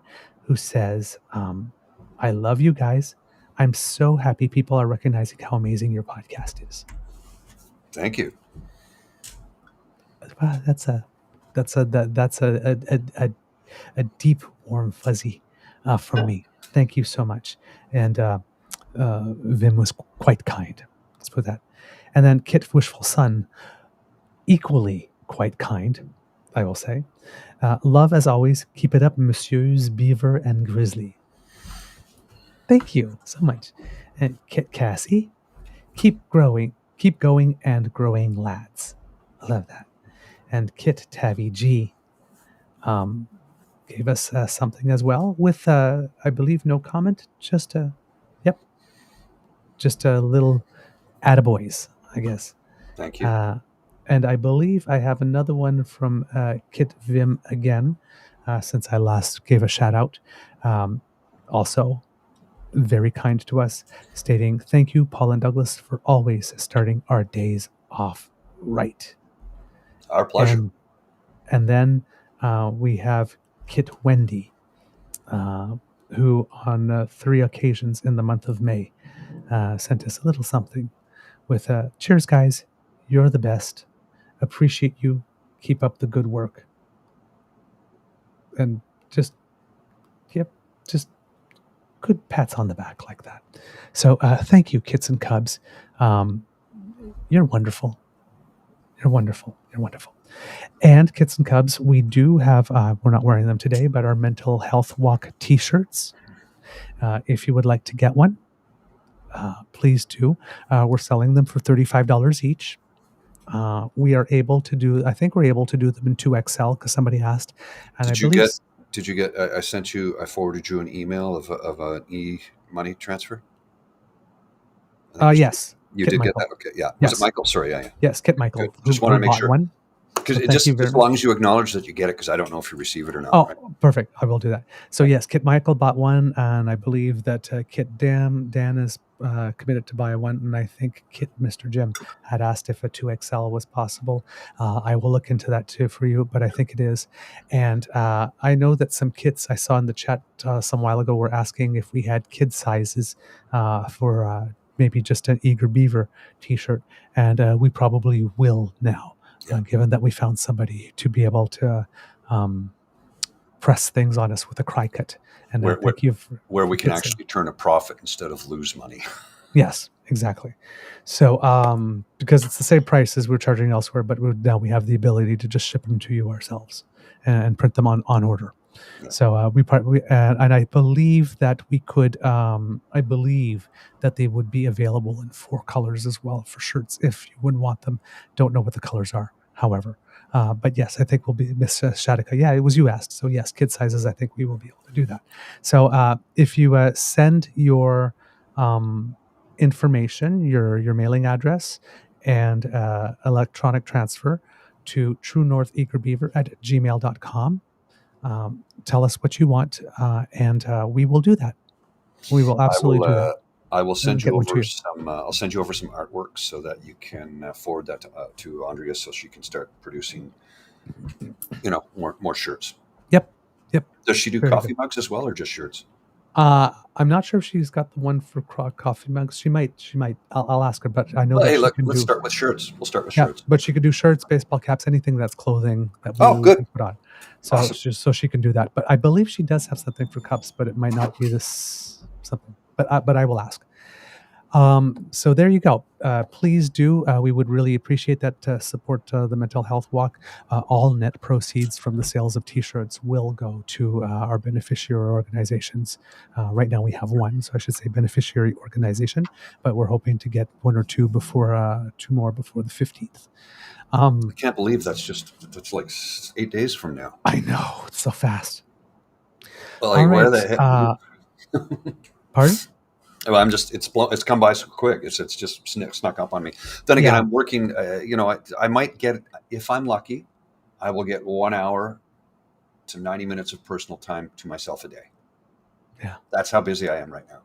Yeah. And I'm not joking when I say that. It's like literally get home, take the dog for a walk, have a quick bite, visit with Bridget, do some more work, take the dog for another walk, maybe get an hour, and then off to bed. It's just been a complete insanity for me for the last little while. So tonight, as you know, I don't do any editing. I don't do any work on Friday evenings. And because I'm in the office today, usually when I'm at home, I can do my job and I can do this and I can do some editing and that. But I'm in the office today, so I'm not going to get any editing done today. And tomorrow, I'm going to be doing housework from 8 to noon, and then after that, I'm doing nothing. I'm going to get some rest. I'm going to chill out. I'm going to relax. Sunday, I will try and get caught up on some of the edits that need to be done for this, because I am a day or 2 behind, and I have to correct 1 or 2 things. But it's just my workload's been nuts lately. And a week from now, I don't know if I'll have a workload. So Yeah. I'm still 2 weeks behind on episode descriptions. I got to 1 week behind, but then this week got away from me again as well. And we have people working on the house because the siding is being applied, and it's so noisy. It's impossible to focus. Yeah. So I've fallen behind. But my goal was to try. Even with noise canceling headphones, it's not enough. Yeah. But my goal was to try and get us all caught up so that the people listening on podcasts can support the mental health walk before it happens. Yeah. Because they're getting all the information late. And, we still, I think, what is it? I'm not sure. We haven't seen the numbers for a while, but at one point we're having 3,000 downloads per month, right? So that's we're getting 3,000 4,000 opportunities. There you go. That's but all those people are not getting the information on time. So yes, but we will. I will try to crank those out on the weekend. Just do a push and get them out. All right. Because democracy is something that you do. If please write your letters to Veterans Affairs, because just because D-Day is over doesn't mean we stop thinking about our vets. Write your letters to them, ask them, and to the Minister of Veterans Affairs, Jeanette Petitpas-Taylor, and ask them to do better and more for our veterans, to thank them. And remember, at least for us, those of us that are on the conservative side of the ledger, it's really, really, really, really important for us to stand up for our veterans, because our veterans stood up for us when they told us to vote ABC. Mm-hmm. That movement, the Vote ABC thing, started with the veterans. Oh, yeah. Yeah. So, and my father, who was, he doesn't have a party affiliation, but he's, conservative, I'd say, for a large part of his life. He stopped voting conservative a long time ago. I don't know who he's voting for. It's none of my business. He's very private about it. And I'm like, that's fine. But I know he doesn't vote conservative anymore because he's like, that son of a bitch O'Toole. what he did to the veterans, closing veterans affairs. And he was a veteran. Yes, they had their own kind do it to him. He did it to his own kind. Exactly. Just like Melissa Lantzman does it to her own kind, just like Leslie Lewis does it to her own kind. Yep. Yeah. They like people who will sell out their own kind. They really like them. Ever. Yeah. So write those letters, support our veterans. They stand up for us even long after their service is over. They keep standing up for us, so we stand up for them. All right. If you are in Alberta, please get involved in the NDP leadership race. It is the most important one, and you actually have a race, so get involved. Provincial politics is where it's at. Party politics is where it's at. You want to have the best candidate possible to go up against Danielle Smith. Make sure the best one wins by getting involved. Right? And if you happen to live in Saskatchewan, British Columbia, or in New Brunswick, please get involved there, because you have provincial elections coming up. See if you can work at a polling station.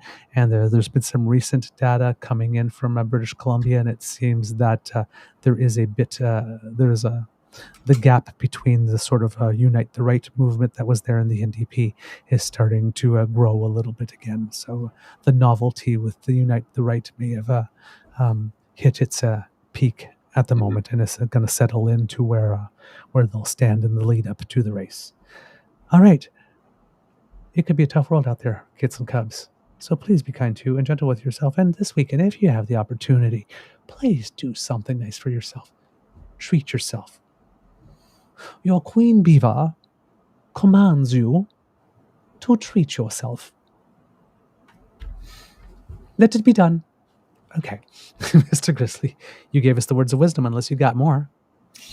Not really. I think we're already there. When you go to vote, make an informed decision, of course.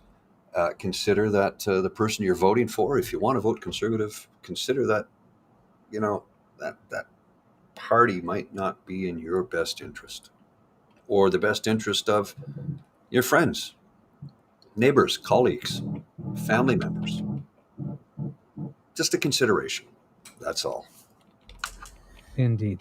I'm going to some of the kids had asked us to put up the email address again so that they can get a proper spell check for sending their details, their shipping address. So remember, $35, your shipping address so we can get it to you, and the size. We know that we need those three things. Okay? Mr. Grizzly will put the email address up there in the chat for the kits that are there.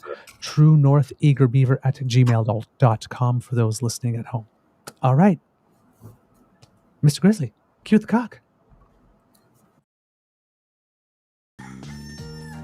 You are listening to a True North Eager Beaver Media Incorporated podcast. The True North Eager Beaver podcasts are proudly brought to you by our founding sponsors.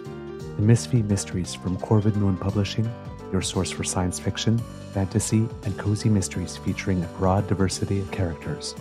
CanadianTarot.com, their uniquely Canadian online eclectic tarot community. And The Peppermaster, hot pepper sauces made from farm-fresh ingredients to thrill your taste buds and expand your mind. We are grateful to the Crier Media Network for its support, Pete Jarvis for our artwork, and Paul Joseph Something for our opening and closing sequence music.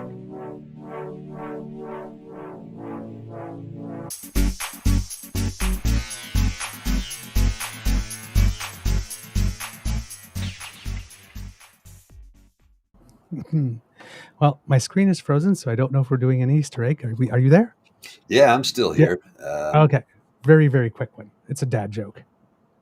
Okay. Why should you never make plans with a croissant? Why? They're very flaky. My birthday present. I love it. Okay, I heard one. I gotta recite it to you. It's a good dad joke, actually. I thought it was quite funny. Let me find it here. Yeah, here it is. So this is for iPhone users, I guess, or Apple product users. The sky was looking ominous, so I asked Siri, "Surely it's not going to rain today?" And she replied, "Yes, it is. And don't call me Shirley." Shirley. That was when I realized I'd left my phone on airplane mode. You need to be a certain age to get that joke. I love that. It has levels. I like it. See ya. All right. See ya.